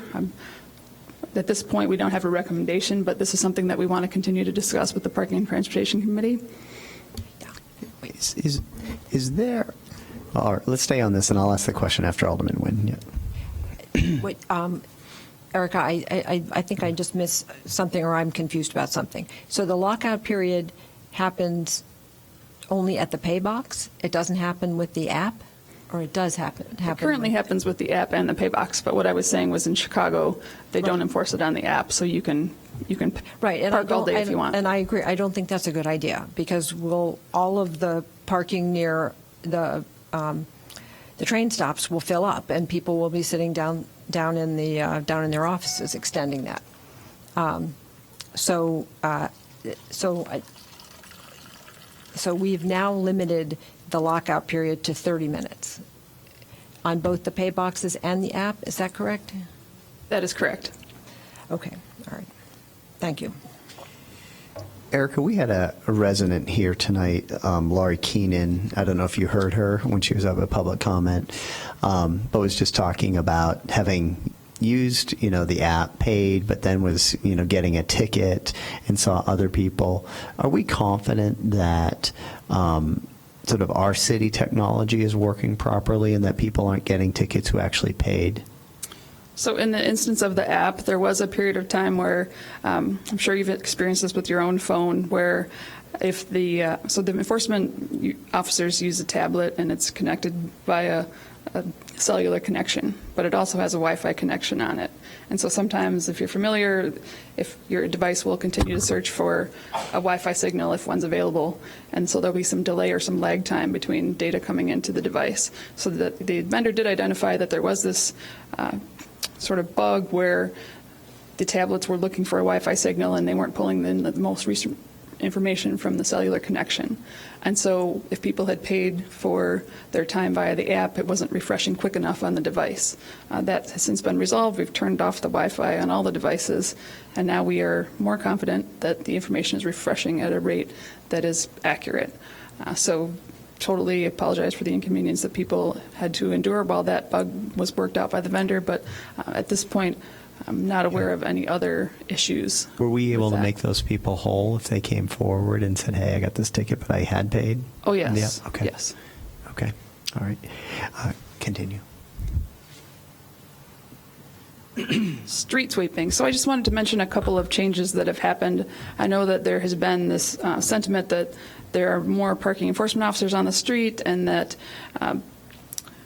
part of that reason is that we made this big change last year in how we enforce street sweeping. So we decided that the council took the recommendation of staff, which was that people were more inconvenienced and more heavily burdened by the financial cost of towing for street cleaning than if we were to raise the ticket slightly. So we the council did determine that we should go away from towing for standard street cleaning and instead just give tickets.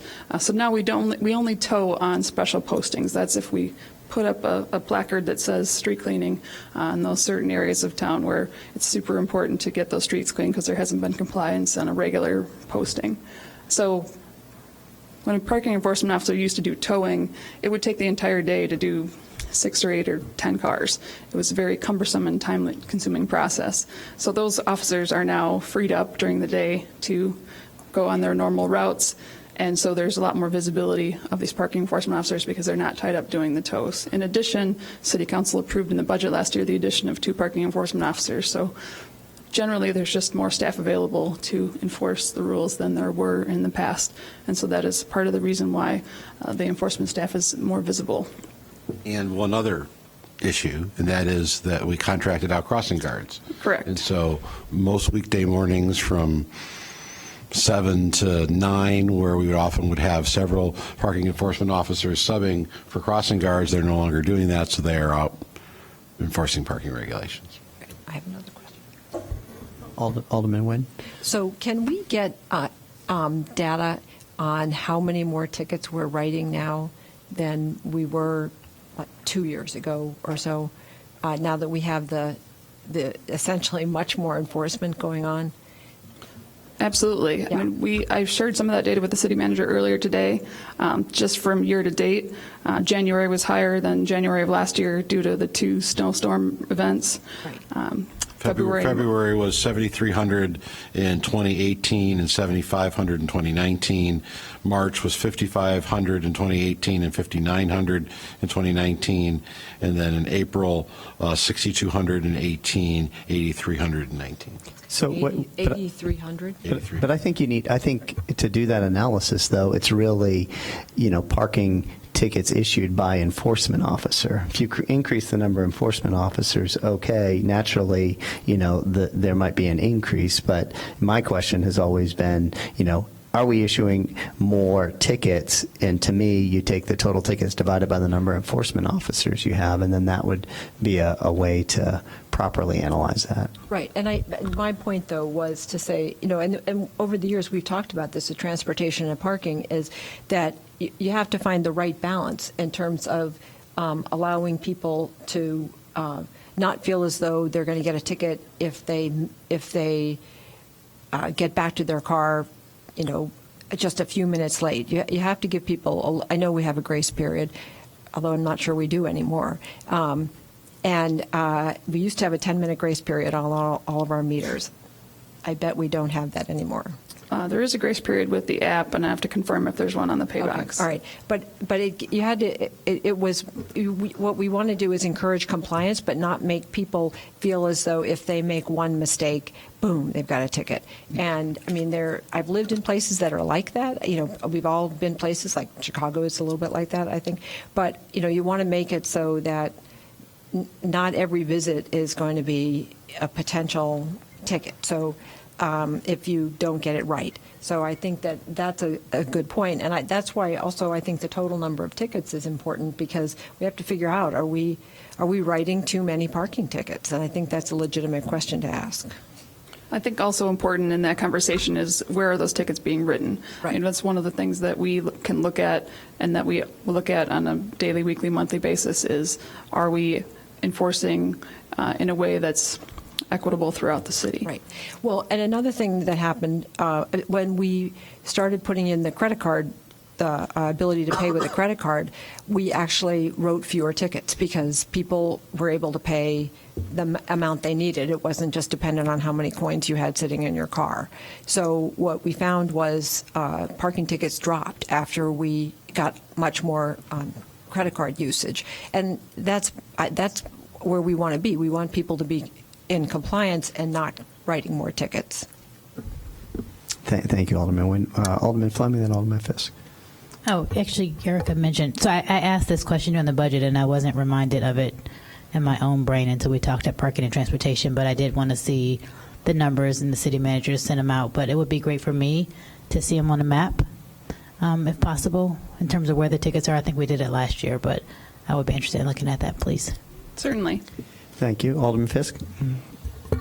Yeah, as I mentioned before, one of the things that's complicating to people is that on residential streets, for example, or any other street, where we have multiple signs, we place the signs for street cleaning at either end of the block. And sometimes the blocks can be short and sometimes they can be long. But I think people are confused when they walk up to a pole and they see signs there and it doesn't say anything about street cleaning, and they park there. They may be half a block away from the actual street cleaning sign. They may be unaware that there's even a street cleaning sign there. So I've asked the city manager, does it make any sense for us to make sure that those street cleaning signs, now that the fines are $75, but to put that signage on every pole where we have other parking information. And I know that increases the cost and it also increases the number of signs, but that's one of the things that I've been hearing a lot is, again, what makes people so frustrated is, whereas before they might have been able to absorb a fine, now they just see it as onerous. They think that we're trying to balance a budget on the backs of people who are well-intentioned but may have missed the sign. So what is the way that we can make it appear fairer? Because I think we want to be fair. And I know, city manager, you gave me a cost on that throughout the city, but that's certainly some of the feedback I've been hearing, is that people don't feel that the signage is adequate. I know that's a conversation that's been happening over several years about whether there's too much signage, not enough signage. The decision was made at some point in time to just do the beginning of the block and the end of the block. Of course, we can always change that if the council directs us to, but at this time I don't have any direction to do that, so look for direction on that going forward. Okay. All right, you want to keep going? Do you have anything else? I just have 2 more slides on really exciting things that we're working out that I hope you will all be just as excited as I am about. Multi-garage monthly permit. How exciting is that? Paying your wheel tax through the Park Evanston app. We're trying to get more regular access to the Secretary of State database so that we can have more up-to-date information on registered vehicles, so that when we sell vehicle stickers, we have that information updated on a more regular basis than it is now. Looking at a discount program for Maple and Church parking garages for retail employees, vacation rate for long-term storage for parking garages, improved signage, this is one of my favorites, and displaying app zone numbers. So when Alderman Nguyen was discussing earlier the confusion around the zones, zone is just a term for the block number. I think that it makes sense going forward to have each block have an individual number and to call it a block number, not a zone number, and then people don't have to worry about it. It used to be you had parking number 123. You can have block number 123, and then each block has its own number, and then it's a little bit more clear going forward that, you know, one zone doesn't extend more than one block, and we just stop talking about zones altogether. So that's something that we're going to be working on in the near term. Promotional campaign around the garages, 5 hours for $5. There's been a request to have some more information readily available for businesses to post in windows. We're creating an infographic around where to park, how to use the pay box, et cetera. And then the improved signage directing customers to surface lots and garages, and then coming back to the council in another 60 to 90 days. Happy ending slide.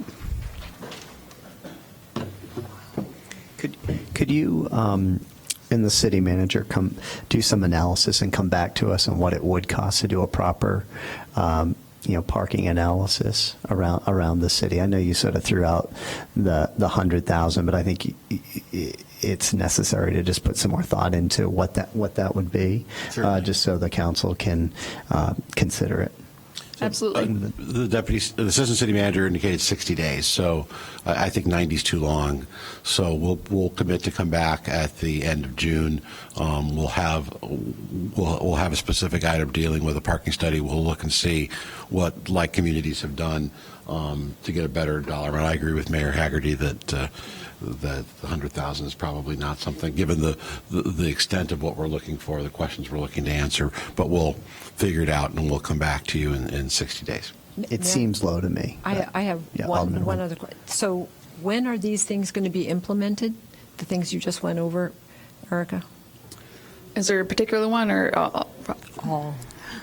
as soon as humanly possible. All right, thank you. Okay, all right, thank you very much. Can I just, while we have, I mean, I know we have Catherine Godsick, I know we have Annie Coakley. These folks are in the front line on a lot of the parking issues. Is there anything that either of you would like to add while you've got the council here in terms of things that we as a city ought to be thinking about? And I know you've sent out some emails to all of us, which I really appreciated, with a bunch of bullets. If you could introduce yourself. Yes, certainly. Mr. Mayor, City Manager, Alderman, I'm Catherine Godsick, Executive Director of the Main Dumpster Mile. And I can't really say much more. Julie from Kuhn is in my district, and she represented a lot of the more organized merchants' thoughts. But I would just say that there is a sense of urgency, like when I'm hearing 60 or 90 days, the merchants are indicating to me that they are experiencing losses of sales, they're experiencing bad months, and so when you talk about another couple of bad months, that's alarming. So whatever we do, I would like it to be as quickly as possible. Also, it seems that Dempster and Chicago area is really challenging, and to see a map that has that as still 2-hour parking, that's something that I wish I could get you to reconsider. That area, because there is so little public parking there, having people turn over that quickly seems problematic. Can I just follow up on that? So do you think your businesses in that district would like it to be longer than 2 hours? And I don't know, Alderman Nguyen may have an opinion too, as well as the former chair and stuff. So I think it's kind of, I think you need a mix. So you have some, picking up bread, right. Like you need quick turnover for that. But if you're getting, it's like your hair done or something like that, it's, doesn't take long for me, but for other people it takes, it can Right. easily take more than 2 hours. So Yeah, there's a number of, and it was that area where I saw a lot of blue and not a lot of much else. I know the lot on Main Street is a 4-hour lot, and the street parking was blue, and so that mitigates that to some amount. Right, and the only other lot we have in the Dempster, Chicago area is the lot on Chicago Avenue that I think has limited numbers of spaces. And It's my understanding. And so I think we might need to have a mixture on the street, because over time we've put in 20-minute meters where we've had these fast turnover businesses. And so we also have businesses that have customers who take longer than 2 hours. And we're getting more of those types of businesses, or we get people who want to come and stay in the business district for longer than just 2 hours. And certainly with space right there, you've got dinner and a show in the mix, and that's definitely longer than 2 hours. Well, the evening now would be 4 hours after right. 5? All right, And- I'm glad to hear that. Yeah, and people do fill up all the surrounding streets, the residential streets, on space night. and there is the employee parking issue too. Oh, there's, yes, massive employee parking issues specifically on Dempster and Park, both ends of the district for sure. Dempster in Chicago is just challenged parking-wise. So I've indicated to Alderman Nguyen that I would be happy to volunteer that area for any sort of pilot programs or anything that you'd like to try out to help out in these areas. We're motivated to do that on Dempster in Chicago. Thank you, Catherine. Annie. Good evening, Annie Coakley, Director of Downtown Evanston. I've sent out a lot of communication on this topic and received maybe 5 emails back. It is a different bag for downtown. We have a lot of garages, surface lots, a lot more parking spaces in general.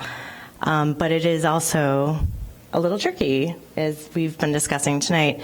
Some of my businesses would prefer to have 2 hours, and then like we have a hair salon here tonight that would like more than 2 hours. I think the solution is the number counter on the garages.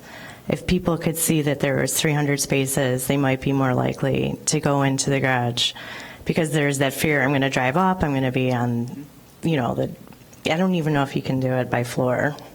Probably not, but I do think that would definitely help. And when we had the retail summit, I think a lot of people were sort of shocked at how many spaces were in the Church Avenue garage. I do have a lot of businesses that will tell me that their customers, women-focused businesses, women are afraid to park in parking garages. I don't know what the solution is there. Better lighting, cleaner garages, I'm not sure. In general, though, I think the downtown business district has different parking needs.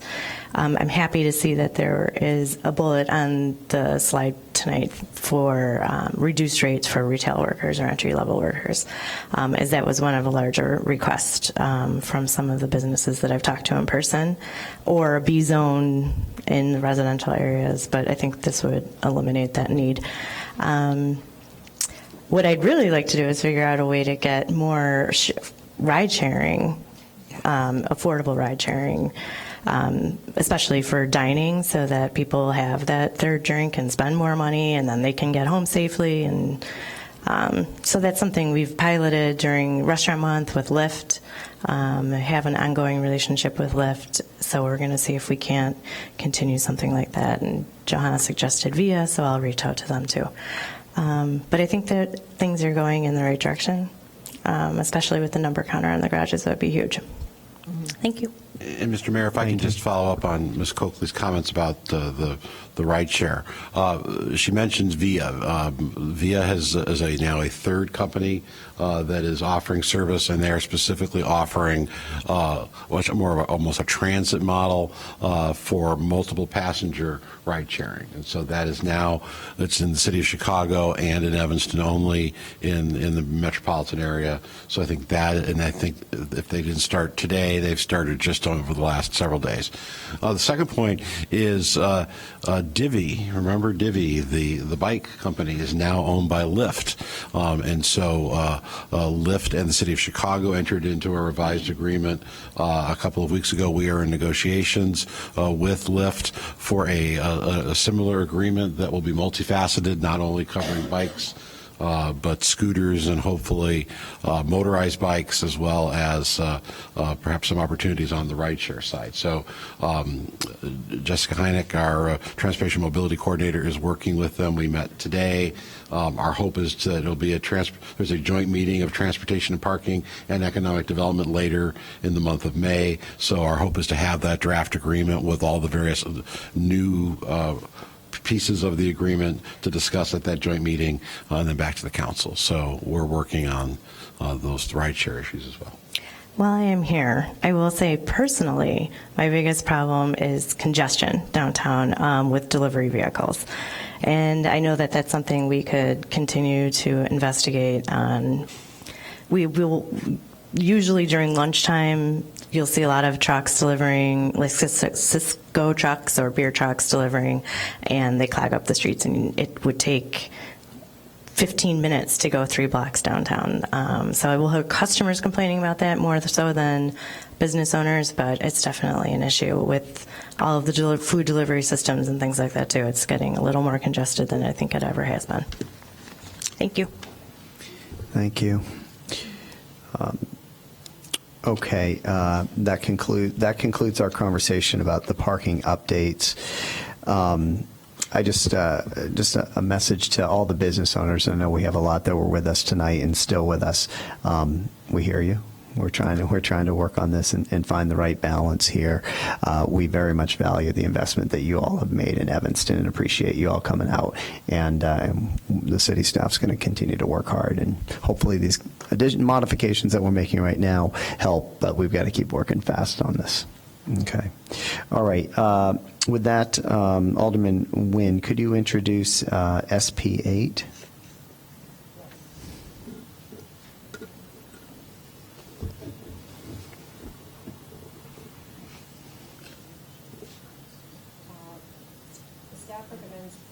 Staff recommends adoption of Ordinance 36019, authorizing the city manager to negotiate, wrong one.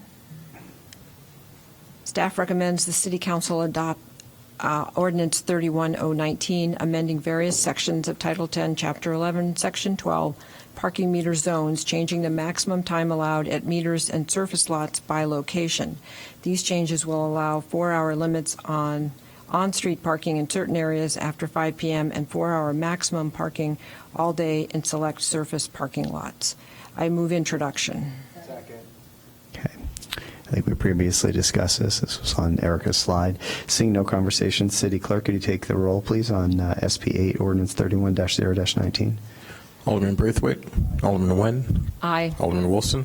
Alderman Roos Simmons. Alderman Suffredin. Alderman Ravel. Alderman Fleming. Alderman Fisk. I keep forgetting you over there tonight, Alderman Fisk. SP 8, Ordinance 31-0-19 passes the Evanston City Council on an 8-0 vote. All right, we're going to now move to SP 9. Alderman Braithwaite, could you introduce that one? Yes, Mr. Mayor, I'd like to move for action item SB 9, the 2019-20 City Council goals. Staff recommends that the City Council approve of the 2019-2020 City Council goals document, which outlines the definitions, metrics, and citywide projects for each goal. Okay, any discussion about the citywide goals? Alderman Fleming. I know we spend a lot of time on this. I do have some things I'd like to incorporate if possible. So for the goal of enhancing community development, for expand transportation, I would love it if we looked at some Sunday transportation options. There currently is very limited, and I think 0 options if you need paratransit. So that's one addition. I don't necessarily need to have it written out, but I'd like the staff to be thinking about that. The other part of it is my concern around the affordable housing options when we talk about build economically and racial integrated neighborhoods. I guess in my mind, particularly for the integration, a lot of that in my mind has to do with zoning. And so, I appreciate some of the things that are listed here, but I'm not sure that without really looking at how the city is zoned, we're going to achieve that goal. And I think I had one more. Sorry.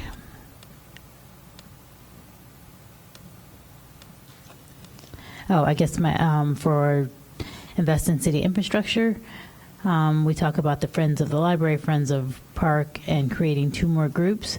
I guess I would just like to mention that we continue to go in the direction as we have with Friends of Crown, and I think the city manager mentioned this, but to have some MOUs created for some of those groups so that, as they're going forward, there's a lot of clarity around how they work and what they're raising money for. Alderman Fleming, would you like us to come back with additional language to add to this? How would you like Well, to I mean, I don't need to prolong this, right? I mean, I think, can we, if we adopt it tonight, can we not add language? I don't need to continue the meeting longer than necessary. And Alderman Fleming, if you'd like to amend the motion. All right, so I would like to amend the motion to add those things. So for transportation. So for transportation, Sunday options, that they are going to investigate Sunday options. For the other one was just a thought in terms of the zoning. Housing, yeah, it was just it. I think zoning plays a big role in that. For the community support in terms of fundraising, that we are going in the direction of creating MOUs for all of our Friends of groups so that there's clarity around the fundraising. I'm sorry, could you clarify again the first one? You had said paratransit. Yeah, so expand transportation and mobility on page 59. So there currently is a lack of handicap transportation on Sundays. So people who take the PACE paratransit does not operate on Sundays. Thank you. And then also we don't really have a Sunday bus option. I know that's a little bit out of our control, but I'd like staff to start looking into how we can remedy those things. Thank you. Great. Thank you. All right, so she made the motion. It was seconded. All in favor? Aye. Any opposed? Okay, so that was the amendment. Seeing no more lights, the motion for action, this was the 2019-20 City Council goals, was moved and seconded. All in favor? Aye. Any opposed? Okay, passes the City Council on an 8-0 vote. We have 2019 and 20 City Council goals. So thank you, everybody. We're going to move now to call of the wards. We'll start with Alderman Braithwaite tonight.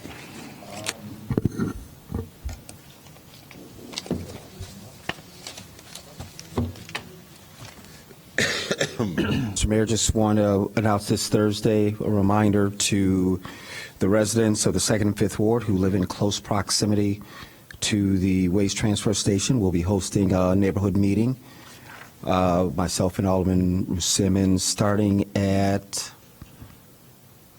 6:30 at Gibbs Morrison. Look forward to seeing you. Excellent. Thank you. Alderman Nguyen?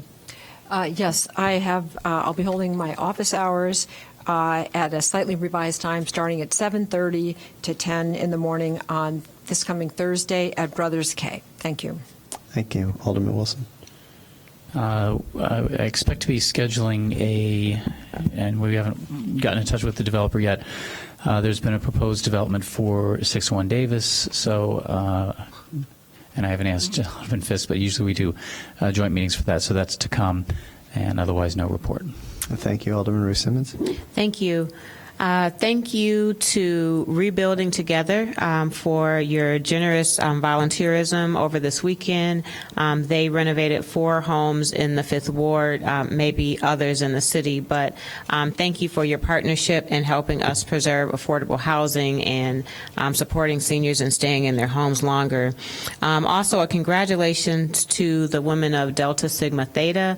They had their annual scholarship fundraiser this weekend, where myself and some of our other staff participated, and they have raised over the course of this event over $250,000 for education, for scholarships for our local youth. So congratulations to the Deltas, and keep up the fantastic job. That's great. Thank you. Alderman Sufferin. Alderman Revelle. Alderman Fleming. Yeah, I just want to congratulate or support, I guess, Cook County that last week passed the Just Housing Ordinance that essentially says landlords cannot discriminate against people who have a criminal background when they are looking to rent. And so I have spoken to Sarah already, and I'm hopeful that we will follow. I don't know if we have to opt in or opt out or however that works, but I think that it's going to be great for our returning citizens to be able to actually rent and live in the city without prejudice. So thank you, Cook County. Great. All right. Well, thank you, everybody. Just kidding, Alderman Fisk. All right. You wrap it up for us tonight. All right. So, Alderman Wilson, can you lead us into executive session? Pursuant to 5 Illinois compiled statutes, ILCS 120/2A, I move that the City Council convene into executive session to discuss agenda items regarding litigation and minutes. These agenda items are permitted subjects to be considered in executive session and are enumerated exceptions under the Open Meetings Act. These exceptions are 5 ILCS 120/2A, C11, and C21. Do we have a second? Second. All right. City Clerk, could you take the roll, please? Alderman Braithwaite? Alderman Nguyen? Aye. Alderman Wilson? Aye. Alderman Ruth Simmons? Aye. Alderman Suffredin? Alderman Revelle? Aye. Alderman Fleming? Aye. Alderman Fisk. All right. The Evanston City Council is going to recess into executive session. Thank you, everybody, for coming out and talking about 2 important topics today, affordable housing and parking in Evanston. See you next week.